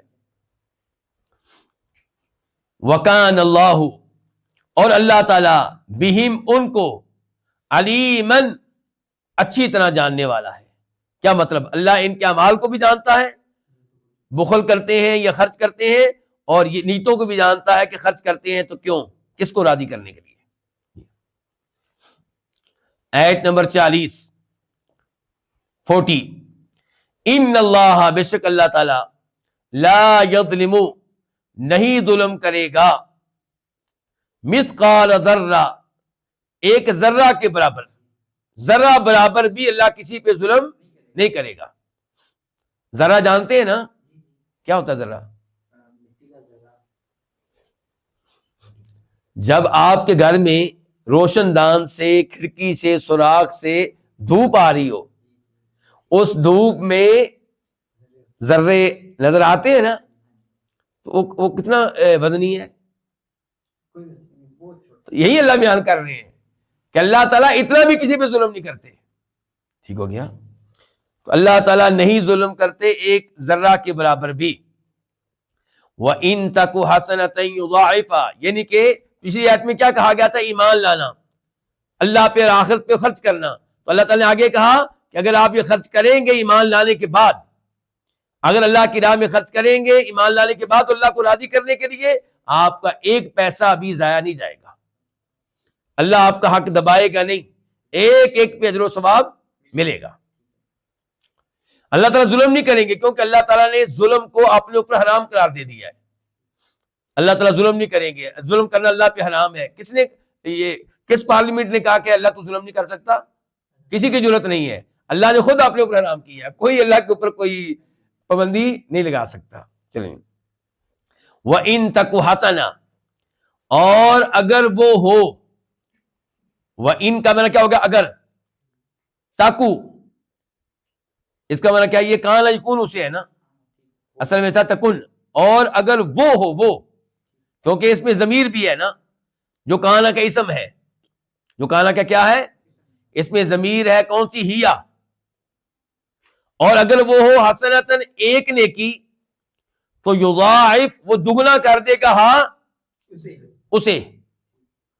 ویوتی، اور وہ دے گا، اور وہ دے گا من لدنہ، اپنی طرف سے. لدن کا ترجمہ کیا کر رہے ہیں؟ طرف. اپنی طرف سے کیا دے گا؟ اجر عظیم، عظیم اجر. اچھا، وَإِن تَكُ جو ہے ہم نے کہا تھا وَإِن تَكُ میں ہیا ضمیر ہے کہ اگر وہ ہو ایک نیکی، وہ کیا جی نہیں، وہ ضمیر کدھر جا رہی ہے؟ آپ کہیں گے وہ ذرہ. وہ ذرہ اگر ایک نیکی ہو، یہ بھی کہا علماء کرام نے، اور یہ بھی ہو سکتا ہے کہ اس کا مطلب ہو کہ وہ عمل. وَإِن تَكُ الْفِعْلَ، ٹھیک ہے ہاں جی. تو یہاں تک بات ہے علماء کرام. چلیں جی آگے چلیں جی. آیت نمبر 41 فَكَيْفَ، پس کیسے، یعنی کہ کیا حال ہوگا ان کا. مراد یہ ہے ان کا حال کیا ہوگا. فَكَيْفَ تو کیسے، اور یہ کیفا یہاں پہ ڈانٹنے کے لیے ہے. اللہ تعالیٰ کوئی معلومات نہیں لے رہے ہم سے کہ بھی کیا صورتحال ہوگی مجھے بتاؤ، نہیں، اللہ ڈانٹ رہے ہیں. فَكَيْفَ تو کیسے، اذا جئنا، جب. جئنا کا معنی کیا ہے؟ جا کا معنی کیا ہوتا ہے؟ جا، آیا. یہ ہے جئنا، ہم آئے. لیکن آگے وہ بھی شہید کی بات نظر آ رہی ہے، اس بات کی وجہ سے اس کا معنی ہو گیا ہم لائے. لیکن پیچھے اذا آیا تو جب ہم لائیں گے. تو فکیف تو کیا صورتحال ہوگی. صورتحال کو آپ بریکٹ میں لکھ لیں. کیا صورتحال ہوگی، کیا کیفیت ہوگی. اذا جب جئنا ہم لائیں گے، من کل امت ہر امت سے، بشہید ایک گواہ. وجئنا اور ہم لائیں گے، بکا تجھے، کاف کا معنی تجھے، با وہی تادیہ والی، جئنا بھی ہم لائیں گے کا تجھے، علی ہؤلاء ان پہ، شہیدن گواہ بنا کر. ان پر کن پر؟ آپ کی امت پہ، ان کفار پہ، کفار قریش پہ، سب کفار پہ. اچھا جی یہاں پہ ایک تو آپ حدیث سن لیں. عبداللہ بن مسعود کی حدیث ہے رضی اللہ تعالی عنہ. کہتے ہیں کہ ایک بار نبی علیہ السلام نے مجھ سے کہا کہ عبداللہ تلاوت کرو، مجھے تلاوت سناؤ. میں نے کہا اللہ کے رسول علیہ السلام میں تلاوت سناؤں جبکہ قرآن آپ پہ نازل ہوا، یعنی کہ ہم آپ کے شاگرد ہیں، ہم نے آپ سے سیکھا ہے، تو میں آپ کو سناؤں؟ کہا ہاں، میرا دل کرتا ہے کہ کوئی اور قرآن پڑھے اور میں سنوں. رمضان کا مہینہ ہے، پتہ چلا جیسے قرآن پڑھنا یہ سنت ہے، افضل طریقہ ہے، ایسے قرآن توجہ سے سننا بھی افضل ہے. تو انہوں نے پھر سورہ نساء کی تلاوت شروع کر دی. جب اس آیت پہ پہنچے، کتنی آیتیں ہو گئی ہیں؟ 41. جب اس آیت پہ پہنچے تو آپ نے کہا حسبک عبداللہ، بس رک جاؤ.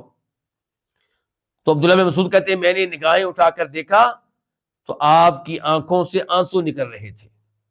ان قرآن سن رہے ہیں، دھیان سے غور کر رہے ہیں، قرآن کی تفسیر معلوم ہے، پوری توجہ ہے، توجہ اور رو اس لیے رہے ہیں کہ اللہ تعالیٰ کہہ رہے ہیں کہ ہم نے آپ کو گواہ بنانا ہے اس امت پہ. تو یہ منظر قیامت کا اس نے آپ کو رونے پہ مجبور کر دیا. تو اس سے پیغام کیا ملا کہ میں اور آپ قرآن کریم پڑھیں دھیان سے، توجہ سے. یہ نہیں کہ قیامت کا منظر ہو، قیامت کی باتیں ہو رہی ہوں اور ہم تلاوت بھی کر رہے ہیں، ہنس بھی رہے ہیں، مسکرا بھی رہے ہیں. بھئی وہ مسکرانے کا موقع تو نہیں ہے نا. اچھا یہ دیکھیں کیا صورتحال ہوگی جب ہم لائیں گے ہر امت سے بھی شہید ایک گواہ. یہ کون ہوگا گواہ؟ ہر امت کا نبی. اور ممکن ہے کہ ہر امت کا نبی بھی، اور نبی کے جانے کے بعد جو علماء وارث بنے تھے وہ بتائیں گے کہ اے اللہ ہم نے ان کو پیغام پہنچایا تھا، ہم نے ان کو توحید کا پیغام پہنچایا تھا، ہم نے ان کو قرآن سنایا تھا. تو ممکن ہے کہ وہ بھی اس میں داخل ہو جائیں. جی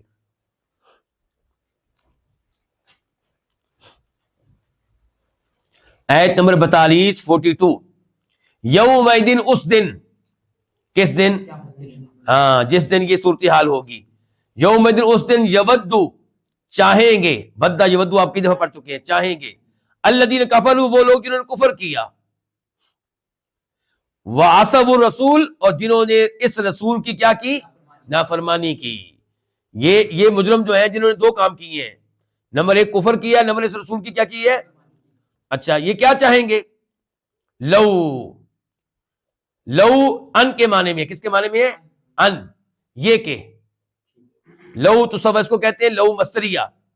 لو تصوہ یہ کہ برابر کر دی جائے، بہم ان پہ، الارض زمین. کیا مطلب؟ اللہ اکبر.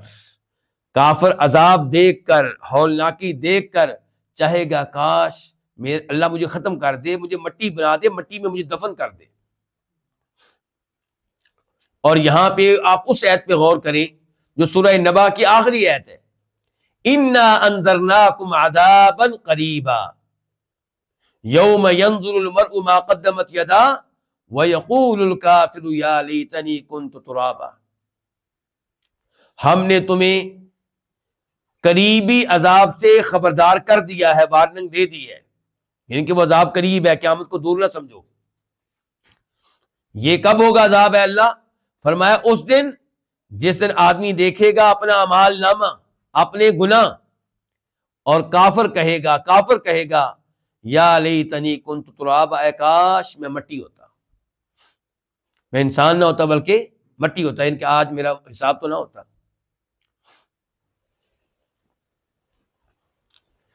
تو یوم دن، اس دن، یود الذین کفروا چاہیں گے وہ لوگ جنہوں نے کفر کیا اور جنہوں نے اس رسول کی نافرمانی کی. کیا چاہیں گے؟ کہ لو یہ کہ تصبہ برابر کر دی جائے، بہم ان پہ، کیا برابر کر دی جائے؟ زمین. ولا یکتمون اللہ حدیثا اور وہ نہیں چھپا سکیں گے اللہ تعالیٰ سے حدیثاً کسی قسم کی کوئی بات اللہ تعالیٰ سے چھپا نہیں سکیں گے. آیت نمبر 43 43. اس میں تذکرہ ہوگا کس کا؟ تیمم کا. کس کا تذکرہ ہوگا؟ تیمم کا. تیمم کو تو آپ جانتے ہی ہیں. اور تذکرہ ہوگا اس بات کا بھی کہ نشے کی حالت میں نماز کے قریب نہیں جانا. اور یہ اس زمانے کی بات ہو رہی ہے جس زمانے میں نشہ کرنا جائز تھا، شراب حلال تھی، شراب پینا جائز تھا، اس سے منع نہیں کیا گیا تھا، سختی کے ساتھ ترغیب دی گئی تھی. جیسا کہ یہ بھی ترغیب ہے نا کہ آپ وہ حرکت چھوڑ دیں جس کی وجہ سے آپ نماز سے محروم ہو جائیں. جو شراب آپ کو نماز کے قریب جانے نہیں دے رہی اس شراب کو آپ چھوڑ دیں. اور آج کی زبان میں یہ کہنا چاہوں گا آپ اس سگریٹ کو چھوڑ دیں جس کی وجہ سے مسجد میں داخلہ آپ کا بند ہو جاتا ہے. سگریٹ پینے والے کو مسجد میں جانے کی اجازت ہے جی؟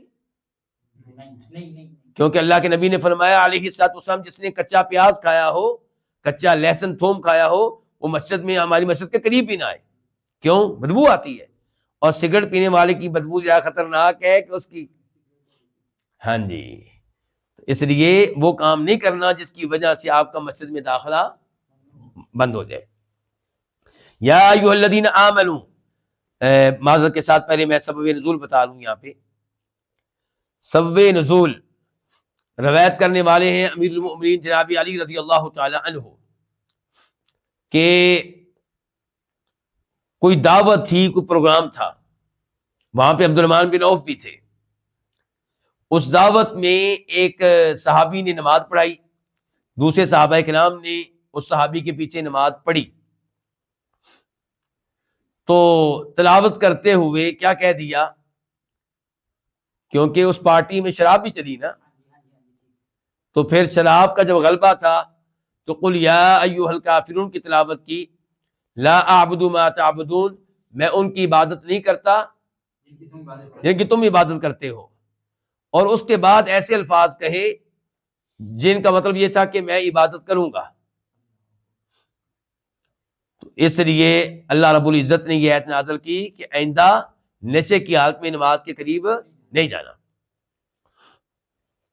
یا ایھا الذین آمنوا، اے وہ لوگوں جو ایمان لائے ہیں، یعنی کہ ایمان لائے ہر اس چیز پہ جس پہ ایمان لانا واجب ہے. اے ایمان والو، لا تقربوا الصلاۃ، تم نماز کے قریب نہ جاؤ، وانتم، وہ حالیہ ہے جب کہ تم ہو سکارا، نشے میں. سکارا اصل میں سکران کی جمع ہے، وہ آدمی جو نشے کی حالت میں ہو، یعنی کہ جب کہ تم نشے کی حالت میں ہو. کب تک نہیں جانا جی؟ حتی تعلموا، یہاں تک کہ تم جاننے لگو، ما تقولون، وہ جو تم کہتے ہو، یعنی کہ نشہ اتر جائے اور تمہیں پتا ہو کہ ہم کیا پڑھ رہے ہیں، ہم کیا نماز میں کہہ رہے ہیں. حتی تعلموا، یہاں تک کہ تم جاننے لگو، ما وہ تقولون جو تم کہتے ہو. ولا جنوبا، اور نہ ہی جنابت کی حالت میں. کیا نہیں کرنا؟ ہاں، نماز نہیں پڑھنی. ٹھیک ہے، دیکھتے ہیں ابھی. ولا جنوبا، اور نہ ہی جنابت کی حالت میں، الا عابری سبیل، مگر اس حال میں کہ تم راستہ عبور کرنے والے ہو. کیا عبور کرنے والے ہو؟ راستہ. عابری اصل میں تھا عابرین، عابرون کی جمع عبور کرنے والا، جمع عابرین، نون گر گیا اضافت کی وجہ سے. فرمایا مگر اس حال میں کہ تم کوئی راستہ عبور کرنے والے ہو. اچھا، حتی تغتسلوا، یہاں تک کہ تم کیا کر لو؟ غسل کر لو. یہ جو آخری حصہ ہے ولا جنوبا الا عابری سبیل، اس میں جنابت والے شخص کو جسے احتلام ہو گیا لیکن ابھی تک غسل نہیں کیا، یا بیگم کے ساتھ تعلق خاص قائم کیا، غسل واجب ہو گیا لیکن ابھی تک اس نے غسل نہیں کیا، اس کو روکا گیا ہے. لیکن کس چیز سے روکا گیا ہے؟ کچھ علماء کرام کہتے ہیں کہ نماز سے روکا گیا، پیچھے نماز کے تذکرہ ہے. دوسرے علماء کرام کہتے ہیں اگر نماز سے منع کیا گیا تو پھر اس کا کیا مطلب ہے کہ تم نماز کے قریب نہ جاؤ جنابت کی حالت میں، الا یہ کہ تم راستے کو عبور کرنے والے ہو. کہتے ہیں اس سے پتہ چلا کہ جنابت والے شخص کو نماز سے نہیں بلکہ نماز کی جگہ سے بھی روکا جا رہا ہے، مسجد سے روکا جا رہا ہے. یعنی کہ تجھے مسجد میں داخل ہونے کی اجازت نہیں ہے، الا یہ کہ تمہاری مجبوری ہے، راستہ مسجد سے گزرتا ہے اس جگہ کے لیے جہاں تم نے جانا ہے، تو تم ادھر مسجد سے جا رہے ہو، پھر تمہیں اجازت ہے.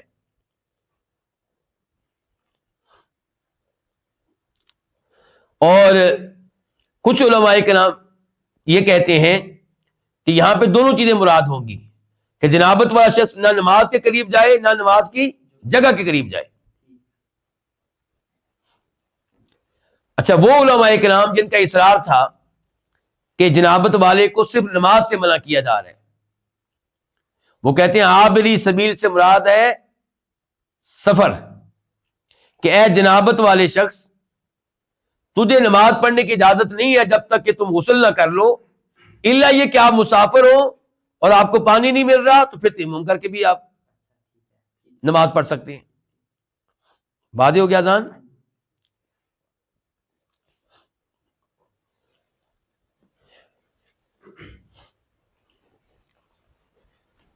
فرمایا ولا جنوبا، اور نہ جنابت کی حالت میں، الا، یہ جنوبن جو لفظ ہے جنوب، یہ واحد کے لیے بھی ایسے آئے گا، جمع کے لیے بھی ایسے ہی آئے گا، مذکر کے لیے بھی ایسے آئے گا، مؤنث کے لیے بھی ایسے آئے گا.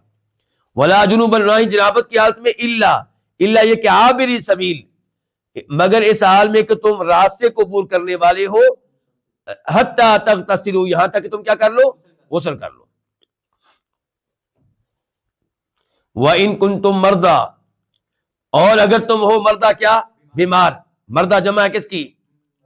مریض کی. اور اگر تم ہو بیمار، او علی سفر، یا کسی سفر پہ ہو، او جاء احد منکم من الغائط، یا جا آئے احد منکم تم میں سے کوئی، من الغائط کہاں سے؟ بیت الخلاء سے، قضاء حاجت سے. ٹھیک ہے. لفظی معنی ہوتا ہے غائط کہتے ہیں، لفظی معنی غائط کا ہوتا ہے وہ جگہ جو ہموار ہو، اور مراد پیشاب پخانے کی جگہ. اور آج کل ہم کیا کہہ دیں گے؟ واش روم، قضاء حاجت. چلیں، یا آئے تم میں سے کوئی من الغائط قضاء حاجت سے، او لامستم النساء، یا تم نے لمس کیا ہو، چھوا ہو عورتوں کو. اور یہاں پہ عام چھونا مراد نہیں ہے. کون سا چھونا مراد ہے؟ جماع. یا تم نے عورتوں سے صحبت کی ہو، یا تم نے عورتوں سے مباشرت کی ہو، یا ان سے جماع کیا ہو، یہ مراد ہے. فلم تجدوا ماء، پس تم نہ پاؤ پانی، کسی قسم کا پانی تم نہ پاؤ، تمہیں نہ ملے. فتیمموا، فا کا معنی تو، تیمموا تم تیمم کر لو. کیا کر لو؟ سعیدن طیبن، پاک مٹی سے. طیبن کا معنی پاک ہو گیا نا. فمسحو، تیمم کیسے کرنا ہے؟ فمسحو، پس تم مسح کر لو، بوجوہکم، اپنے چہروں کا، وایدیکم، اور اپنے ہاتھوں کا.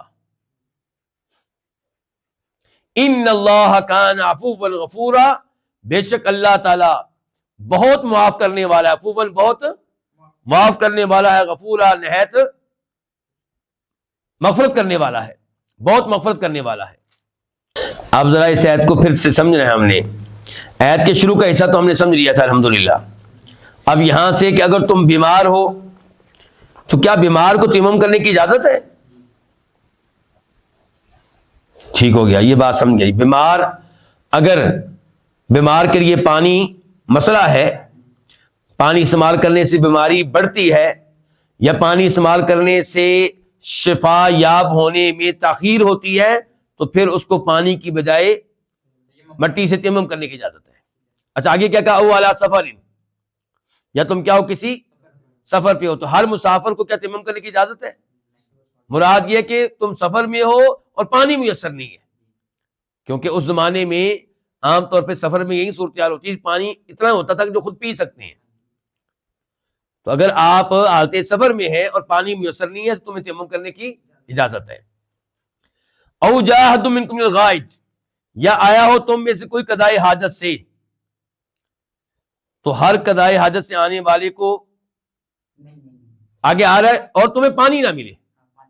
تم قضاء حاجت سے آئے ہو، یعنی کہ تمہارا وضو ٹوٹ گیا ہے، کیونکہ تم نے پیشاب کیا ہے یا پخانہ کیا، وضو کیا ہو گیا؟ ٹوٹ گیا ہے. تو پھر تم کیا کرو گے؟ پانی نہیں ہے تو تیمم کر لو.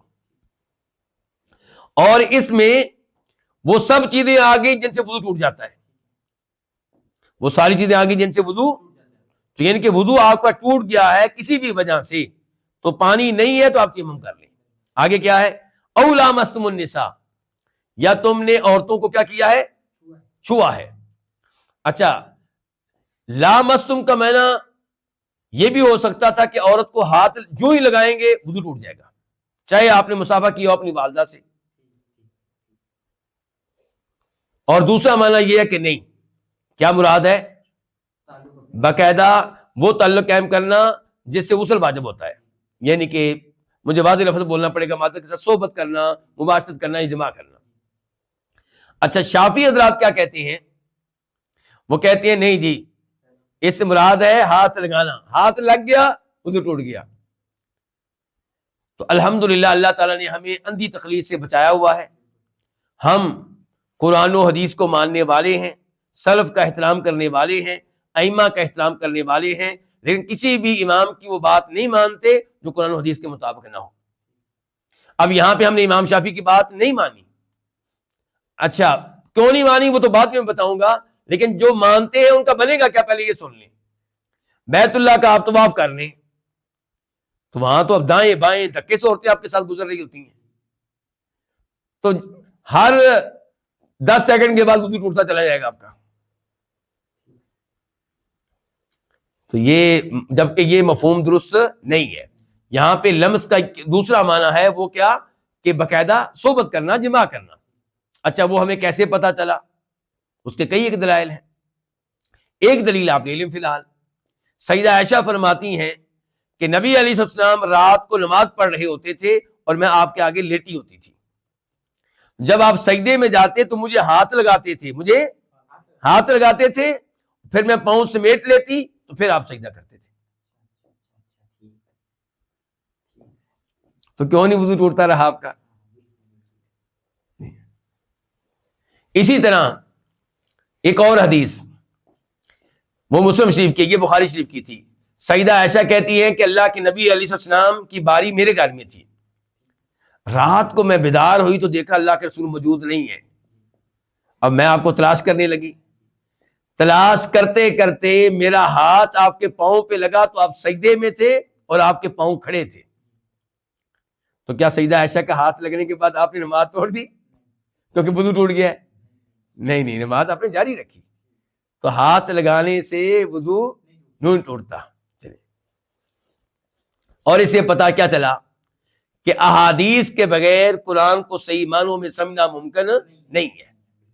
اگر آپ مسلمان ہیں تو قرآن و حدیث دونوں کو ماننا ہوگا، اچھی طرح ماننا ہوگا. اچھا فلم تجدوا ماء، پس تم نہ پاؤ پانی کو. اچھا اب یہ جو ہے نا او لامستم النساء، اس میں وہ سب چیزیں آ گئی جن سے غسل واجب ہوتا ہے. مثال کے طور پہ عورت ہے، حیض سے فارغ ہوئی ہے لیکن پانی دستیاب نہیں ہے، تیمم کر سکتی ہے؟ جی تیمم کر کے نماز پڑھی، نماز کو قضا نہ کرے اس وجہ سے کہ پانی نہیں ہے. عورت ہے، حیض سے فارغ ہوئی ہے، پانی استعمال کرتی ہے تو اس کی بیماری بڑھتی ہے، تو اس وجہ سے نہ بیٹھی رہے کہ جناب کہ پانی میں استعمال نہیں کر سکتی، غسل میں کر نہیں سکتی کیونکہ پانی میرے لیے خطرناک ہے، اور تیمم کر کے نماز پڑھوں دل نہیں مانتا جی کیونکہ یہ کوئی چھوٹا معاملہ نہیں، حیض آیا تھا جی. نہیں، اللہ کا کیا حکم ہے؟ تیمم کرو، نماز پڑھو وقت پہ، نماز کو قضا نہیں کرنا. فتیمموا، تیمم کا لفظی معنی کیا ہوتا ہے؟ قصد کرنا، ارادہ کرنا. فتیمموا صعیدا طیبا، تم قصد کرو پاک مٹی کا. لیکن ہم نے وہی معنی کیا اب جو مشہور ہے کہ تیمم کر لو پاک مٹی سے. اچھا پاک مٹی سے تو یہ کیسے پتا چلے گا کہ مٹی پاک ہے؟ ہر مٹی پاک ہے سوائے اس کے کہ جس مٹی کے پاس آپ گئے تو بدبو آ رہی تھی، پیشاب کی، پخانہ پڑا ہوا تھا، وہ الگ بات ہے، ورنہ مٹی کیا ہے؟ پاک ہے. آگے جی فَامْسَحُوا بِوُجُوهِكُمْ وَأَيْدِيكُمْ، تو مسح کر لو اپنے چہروں کا اور اپنے ہاتھوں کا. اچھا یہ جو مسح کا طریقہ بتایا گیا، تیمم کا طریقہ بتایا گیا، یہ تب ہے جب آپ کا وضو ٹوٹ جائے یا جب آپ نے غسل کی جگہ پہ تیمم کرنا ہو. وضو کی جگہ تیمم کریں تو یہ طریقہ ہے تیمم کا، یا غسل کی جگہ پہ تیمم کریں تو یہ طریقہ ہے تیمم کا. دونوں کی جگہ پہ ایک ہی طریقہ ہے، دونوں کی جگہ پہ تیمم کا طریقہ ایک ہی ہے. عمار بن یاسر کہتے ہیں رضی اللہ تعالی عنہ، ان کی حدیث کا مفہوم اور معنی یہ ہے کہ نبی علیہ السلام نے انہیں بتایا کہ غسل واجب ہو جائے تو کیا کرنا ہے، کیونکہ عمار بن یاسر کہیں گئے تھے کسی سفر میں تو وہاں پہ غسل واجب ہو گیا، اب پانی نہیں تھا تو انہوں نے کیا کیا، زمین میں لیٹ گئے اور زمین میں اپنے آپ کو ایسے الٹا سیدھا کرتے رہے تاکہ مٹی یعنی کہ پورا مسح ہو جائے، پورے جسم کا کیا ہو جائے؟ مسح ہو جائے. تو آپ نے ان کو بتایا تھا کہ نہیں اتنا کافی ہے، دونوں ہاتھ زمین پہ مارو، پھر پھونک مارو. پھونک کیوں مارنی ہے؟ مٹی اڑ جائے، تھوڑی سی بس رہ جائے. اس کے بعد فرمایا چہرے کا مسح کر لو ایسے، اور اس کے بعد ہاتھوں کا مسح کر لو، بس ہاتھوں کا، بس بازو کا نہیں، صرف ہاتھوں کا. یہ ہے صحیح طریقہ کس کا؟ تیمم کا. ان اللہ کان عفوا غفورا، بے شک اللہ تعالیٰ بہت معاف کرنے والا ہے. ان الفاظ کی یہاں پہ کیا مناسبت ہے؟ یہ اللہ تعالیٰ نے کتنی معافی دی ہے تمہیں کہ تمہارے پر غسل واجب تھا اور اللہ نے غسل معاف کر دیا اس وقت جب کہ آپ کو پانی نہیں مل رہا، اور کہا کیا کہ تم تیمم کر کے نمازیں پڑھو، اور اللہ چاہتے کہتے نہ، لاؤ پانی کہیں سے اور ٹائم پہ نماز پڑھو، تو کیا بنتا ہمارا؟ ایسے ہی اللہ تعالیٰ نے جب وضو آپ کے اوپر واجب ہے اور اپنی نماز پڑھنی ہے تو آپ کے پاس پانی نہیں ہے یا پانی استعمال کرنا آپ کے لیے خطرناک ہے، تو آپ کو اجازت دے دی کیا کرنے کی؟ ہاں جی، آیت نمبر 44 الم ترا، کیا آپ نے نہیں دیکھا، الی الذین، ان لوگوں کی طرف، اوتو، جنہیں دی گئی، جنہیں دیا گیا، نصیباً، ایک حصہ، من الکتابی، کتاب کا، یشترون، وہ خریدتے ہیں، الضلالۃ، گمراہی،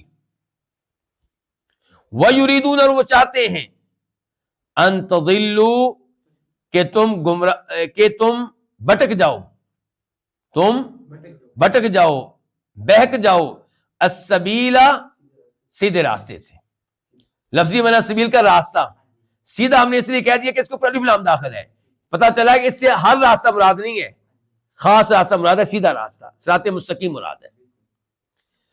اچھا، یہاں پہ پہلے تو کیا علم ترا، کیا آپ نے نہیں دیکھا، اس سے کیا مراد ہے؟ آپ کو پہلے بتا چکا ہوں، اس سے مراد ہے علم تعلم، کیا آپ کو معلوم نہیں ہے یہ بات؟ کیا آپ کو یہ بات معلوم نہیں ہے؟ آنکھوں سے دیکھنا ضروری نہیں ہے۔ علم تعالیٰ سے مراد کیا آپ کو یہ بات معلوم؟ اس موضوع پہ تفصیل سے گفتگو کی تھی میں نے سورہ بقرہ میں آپ کے ساتھ۔ تو علم تعالیٰ، کیا آپ نے دیکھا نہیں، مراد یہ کیا آپ کو اس بات کا علم نہیں ہے کہ وہ لوگ جن کو دیا گیا کتاب کا ایک حصہ، اس سے مراد کون ہوئے؟ یہودی۔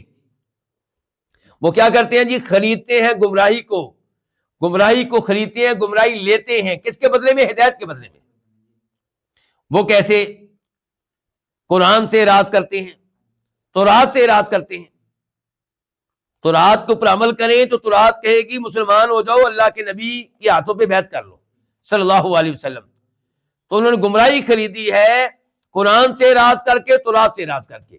گمراہی خریدی کس کے بدلے میں؟ ہدایت کے بدلے میں۔ ہدایت کیا تھی؟ قرآن اور تورات۔ وَيُرِيدُونَ، اور یہ چاہتے ہیں، ان تضلوا السبیل، کہ تم بھی سیدھے راستے سے بھٹک جاؤ، تم بھی کافر ہو جاؤ۔ آیت نمبر 45 واللہ اعلم، اللہ زیادہ علم رکھنے والا ہے، بِأَعْدَائِكُمْ، تمہارے دشمنوں کے بارے میں، اللہ زیادہ جاننے والا تمہارے دشمنوں کو۔ اعداء جمع ہے عدوٌ کی، عدوٌ کہتے ہیں دشمن کو۔ تو اللہ نے بتا دیا نا پھر یہاں پہ تمہارے دشمن کون ہیں، جو چاہتے ہیں کہ تم کفر پہ آ جاؤ، جو چاہتے ہیں تم ایمان سے محروم ہو جاؤ، یہ تمہارے دشمن ہو گئے نا۔ تو یہ اللہ نے بتایا نا، فرمایا اللہ زیادہ جاننے والا تمہارے دشمنوں کو، وَكَفَى بِاللَّهِ وَلِيًّا، اور اللہ بہت کافی ہے، ولیًّا، بطور دوست۔ بہت ترجمہ میں نے کس کا کیا ہے؟ با کا، یہ با زائدہ ہے، یہ با کیا ہے؟ لفظ اللہ جو ہے یہ کفا کا فاعل ہے، کہ اللہ، اور با کا ترجمہ ہم کہہ رہے ہیں بہت، اللہ بہت کافی ہے، ولیًّا، بطور دوست، یعنی کہ بطور دوست اس کے لیے جو اللہ کی طرف پناہ لے، جو ان یہودیوں، ان کافروں کی فتنے سے بچنے کے لیے اور ان کی دشمنی سے بچنے کے لیے اللہ تعالیٰ کے پاس جائے، پناہ لے، اللہ سے مدد مانگے، تو اللہ اس کے لیے کافی ہے۔ وَكَفَى بِاللَّهِ نَصِيرًا، اور اللہ بہت کافی ہے، نصیرًا، بطور مددگار، جو اللہ سے مدد مانگے تو اللہ تعالیٰ مدد کے لیے کافی ہے۔ آیت نمبر 46 من الذین ہادو، یہاں پہ ہم الذین ہادو کا ترجمہ ہم پہلے کریں گے، وہ لوگ جو یہودی ہو گئے، وہ لوگ جو آگے پھر من کا ترجمہ آپ کریں گے ہم، وہ لوگ یہودی ہو گئے، ان میں سے کیا ہے جی؟ یہاں پہ یحرفون سے پہلے ایک لفظ پوشیدہ ہے، قوم۔ کیا پوشیدہ ہے؟ قوم۔ ان لوگوں میں سے، وہ لوگ جو یہودی ہو گئے ان میں سے کئی لوگ، قوم کا ترجمہ ہم کیا کر رہے ہیں؟ کئی لوگ ایسے ہیں کہ یحرفون الکلمہ، یحرفون جو بدل دیتے ہیں،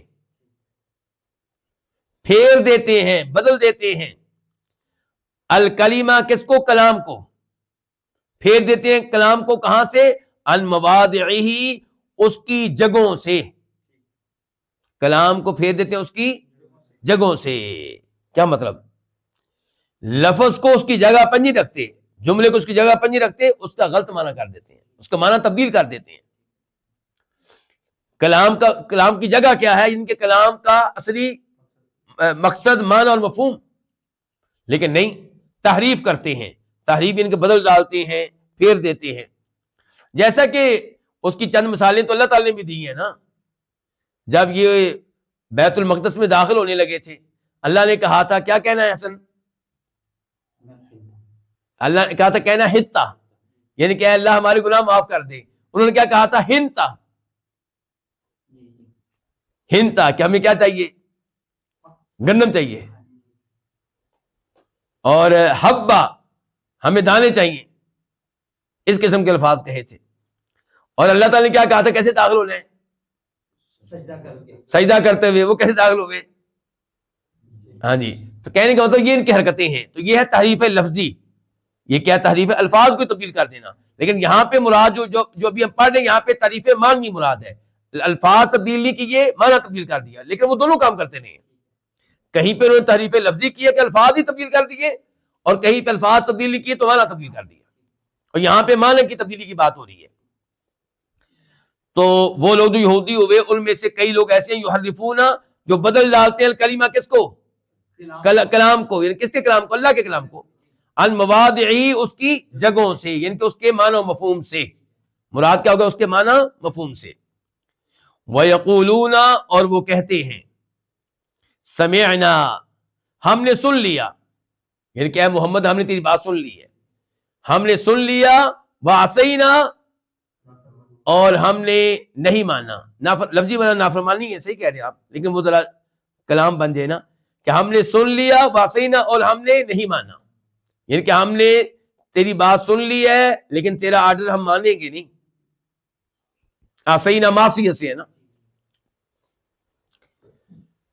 وَاسْمَعْ، اور تو سن، یہ کون کہہ رہے ہیں؟ یہودی کہہ رہے ہیں، کیسے؟ اللہ کے نبی سے۔ اور تو سن، غیر مسمعین، اس حال میں کہ تو سنایا نہ جائے۔ پہلے ترجمہ بعد میں مفہوم بتاؤں گا۔ اور تو سن، اس حال میں کہ تو سنایا نہ جائے۔ وہ یہ کہتے تھے اسمع غیر مسمعین، کہ آپ سنیں اس حال میں کہ آپ سنائے نہ جائیں۔ اس کا جو معنی، اگر اچھا کوئی آدمی ہو، کہنے والا کیا ہو؟ اچھا آدمی، تو اس کا مطلب یہ ہوگا کہ آپ میری بات سنیں، کوئی آپ کو کبھی غلط بات نہ کرے، کبھی آپ کو غلط بات سننے کا موقع نہ ملے۔ ہمیشہ جو بھی آپ سے بات کرنے کے لیے آئے، ادب سے بات کرے، احترام سے بات کرے، ایسی نوبت کبھی نہ آئے کہ آپ کو ایسے الفاظ سننے پڑیں جو آپ کی شان کے خلاف ہوں، جو آپ کی عزت کے خلاف ہوں۔ یہ اس کا کیا معنی ہے؟ اچھا معنی بظاہر۔ لیکن وہ چونکہ یہودی ہے تو وہ کیا مراد لیتے تھے کہ تو سن اس حال میں کہ تو سنایا نہ جائے، یعنی کہ تو بہرا ہو جائے، سننے کے قابل نہ رہے۔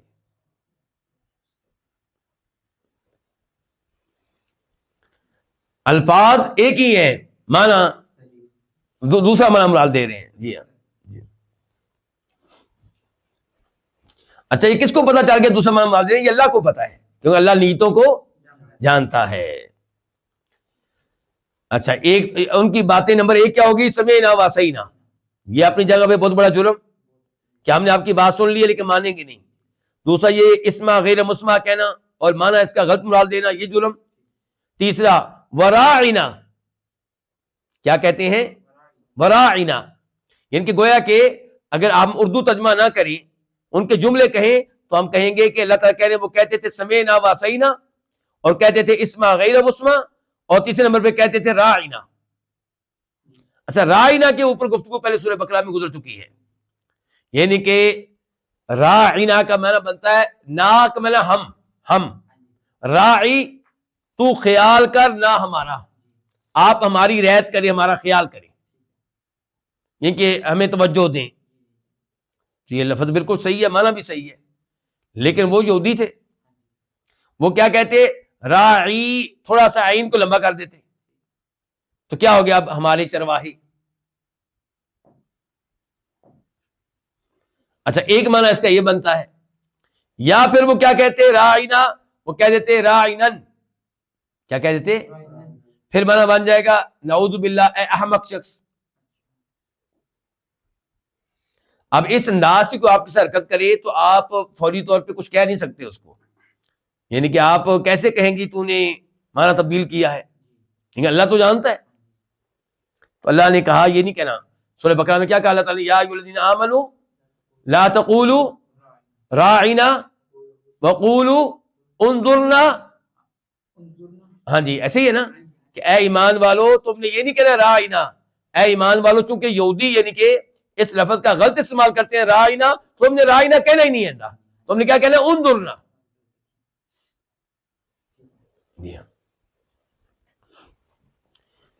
اچھا اللہ تعالیٰ بتا رہے ہیں کہ وَيَقُولُونَ، اب پھر دھیان سے دیکھیں، وَيَقُولُونَ وہ کہتے ہیں سَمِعْنَا وَعَصَيْنَا. نمبر 2 وہ کہتے ہیں اسمع غیر مسمع. نمبر 3 وہ کہتے ہیں راعنا. یہ کہتے ہیں کیسے؟ فرمایا لین، یہ حال ہے، اس حال میں کہ موڑتے ہیں مروڑتے ہیں کس کو؟ بِأَلْسِنَتِهِمْ، اپنی زبانوں کو. یہ دیکھیں نا راعنا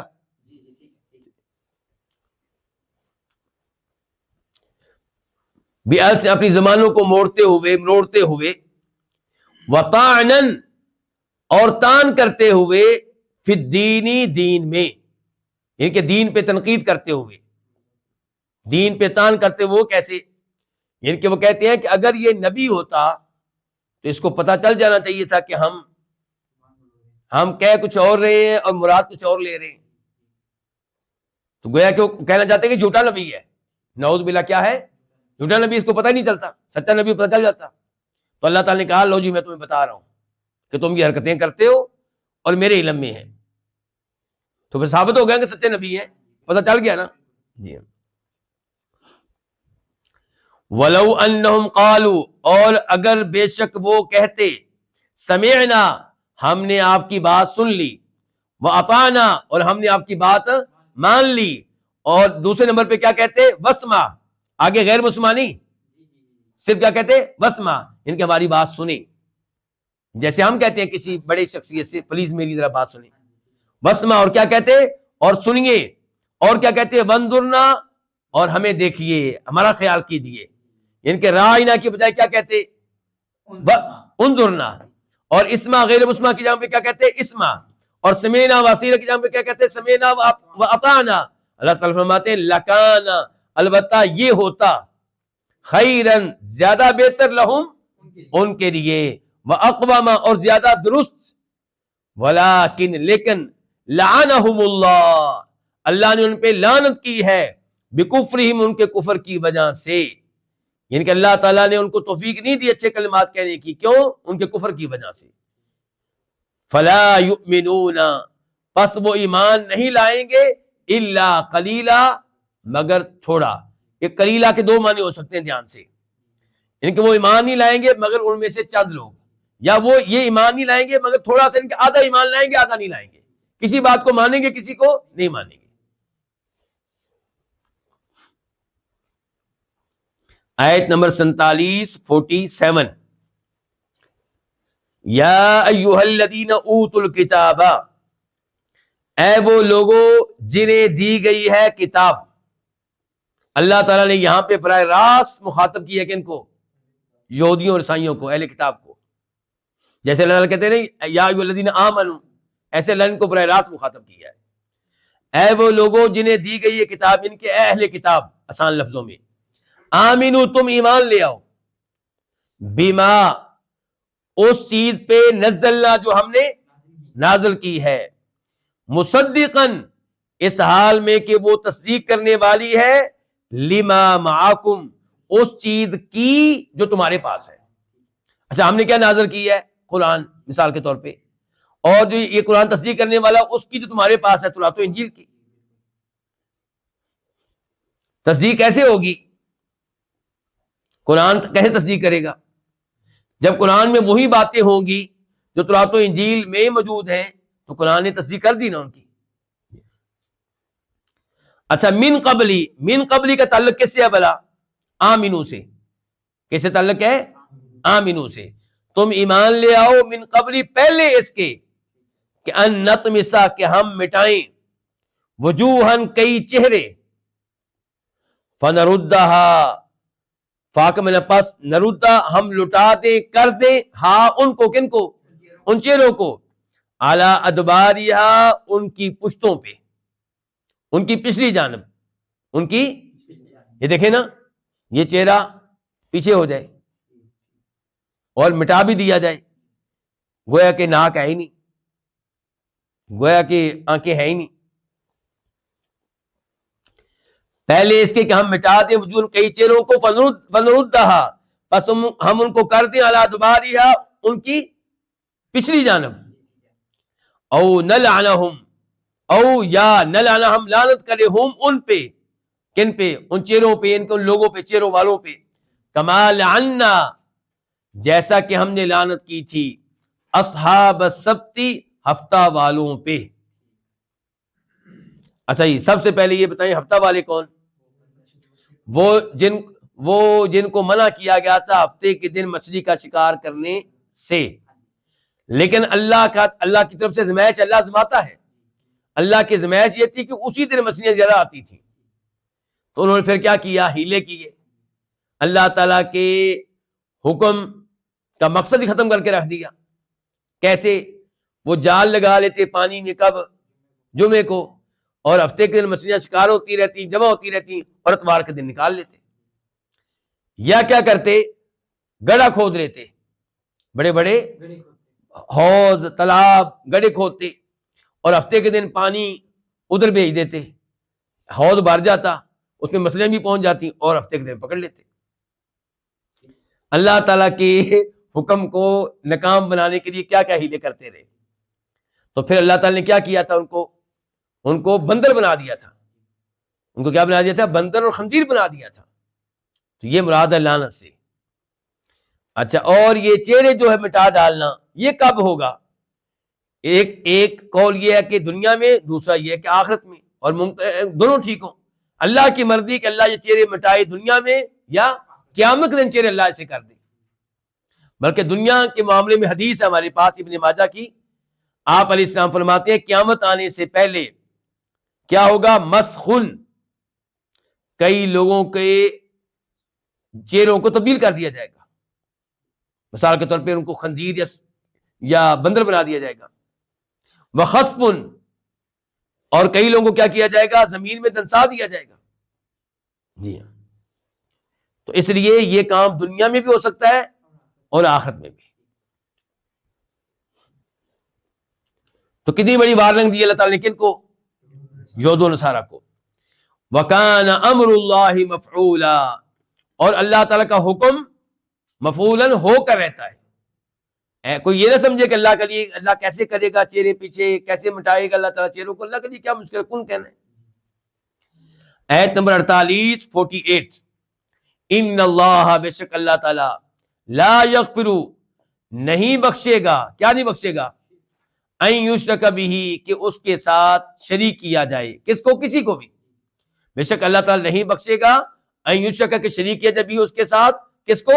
کسی کو بھی، بریکٹ میں کیا؟ کسی کو بھی۔ اسی لیے اللہ تعالیٰ کسی کا نام نہیں لیتے عام طور پہ، یعنی کہ تاکہ کوئی بھی کسی کو بھی اللہ کا شریک بنانا جائز نہیں ہے، نہ کسی فرشتے کو، نہ کسی جن کو، نہ کسی نبی کو، نہ کسی شہید کو، کسی کو بھی نہیں۔ وَيَغْفِرُ، اور وہ بخش دے گا، مَا دُونَ ذَلِكَ، جو اس کے علاوہ ہے یا جو اس سے کم تر ہے، جو شرک اور کفر سے کم تر ہے، وہ بخش دے گا۔ کس کو بخشے گا؟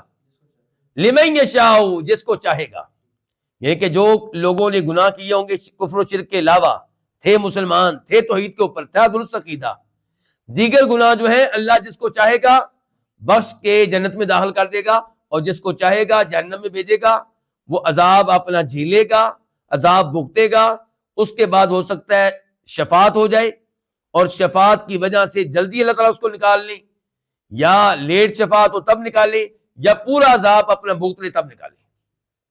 بالآخر جو اہل توحید، اہل ایمان، درست عقیدے والے کہاں جائیں گے؟ جنت میں جائیں گے۔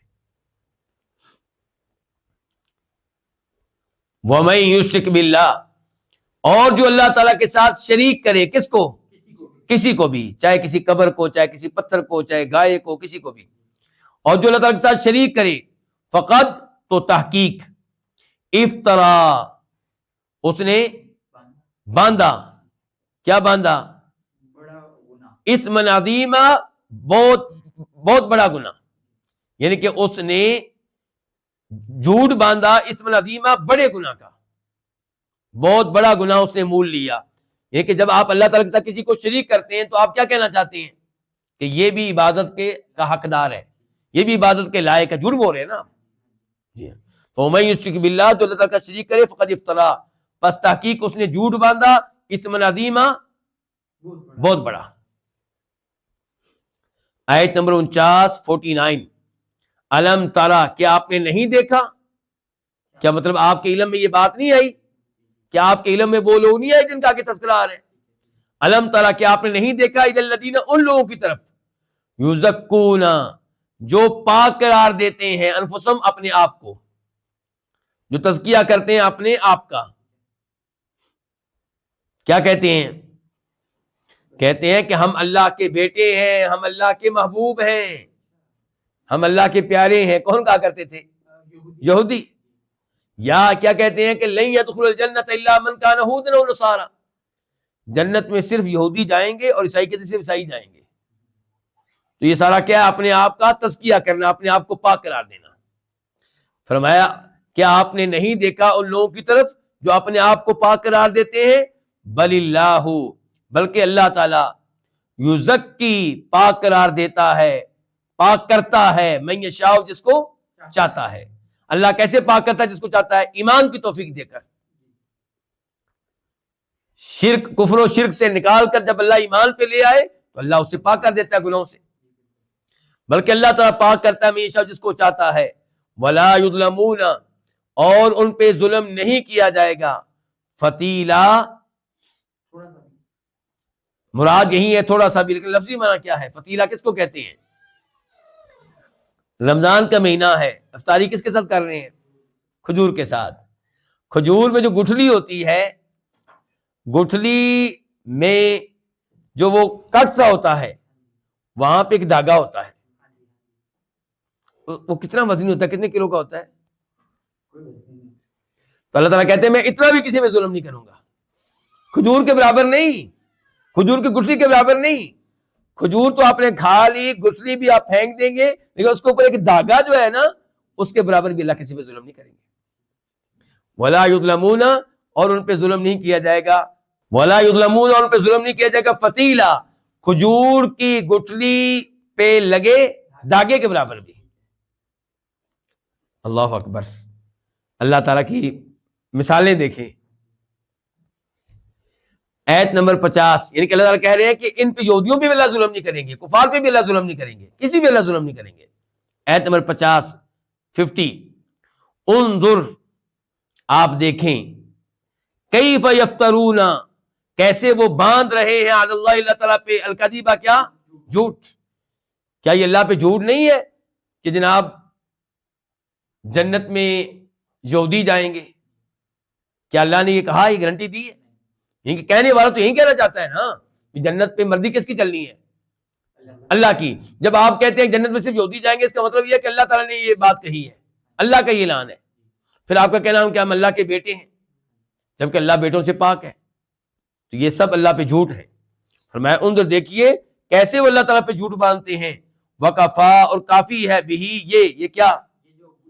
اللہ پہ جھوٹ باندھنا، یہ کافی ہے، اثما مبینہ، واضح گناہ ہونے کے اعتبار سے۔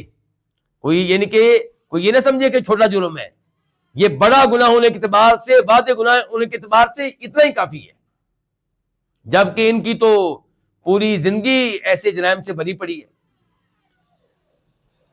واضح جی، یہاں تک علماء کرام۔ اللہ رب العزت سے دعا ہے کہ اللہ تعالی ہمیں یہودیوں جیسی ان حرکات سے بچائے، ان جرائم سے بچائے۔ اللہ تعالی ہمیں اہل توحید میں سے رکھے اور توحید پہ ہی موت دے، اور اللہ تعالی ہمیں عذاب قبر سے، عذاب جہنم سے محفوظ رکھے۔ اللہ ہمیں ان میں شامل فرما دے جو بغیر کسی حساب کے، بغیر کسی عذاب کے کہاں جائیں گے؟ جنت میں جائیں گے۔ وآخر دعوانا الحمد للہ رب العالمین۔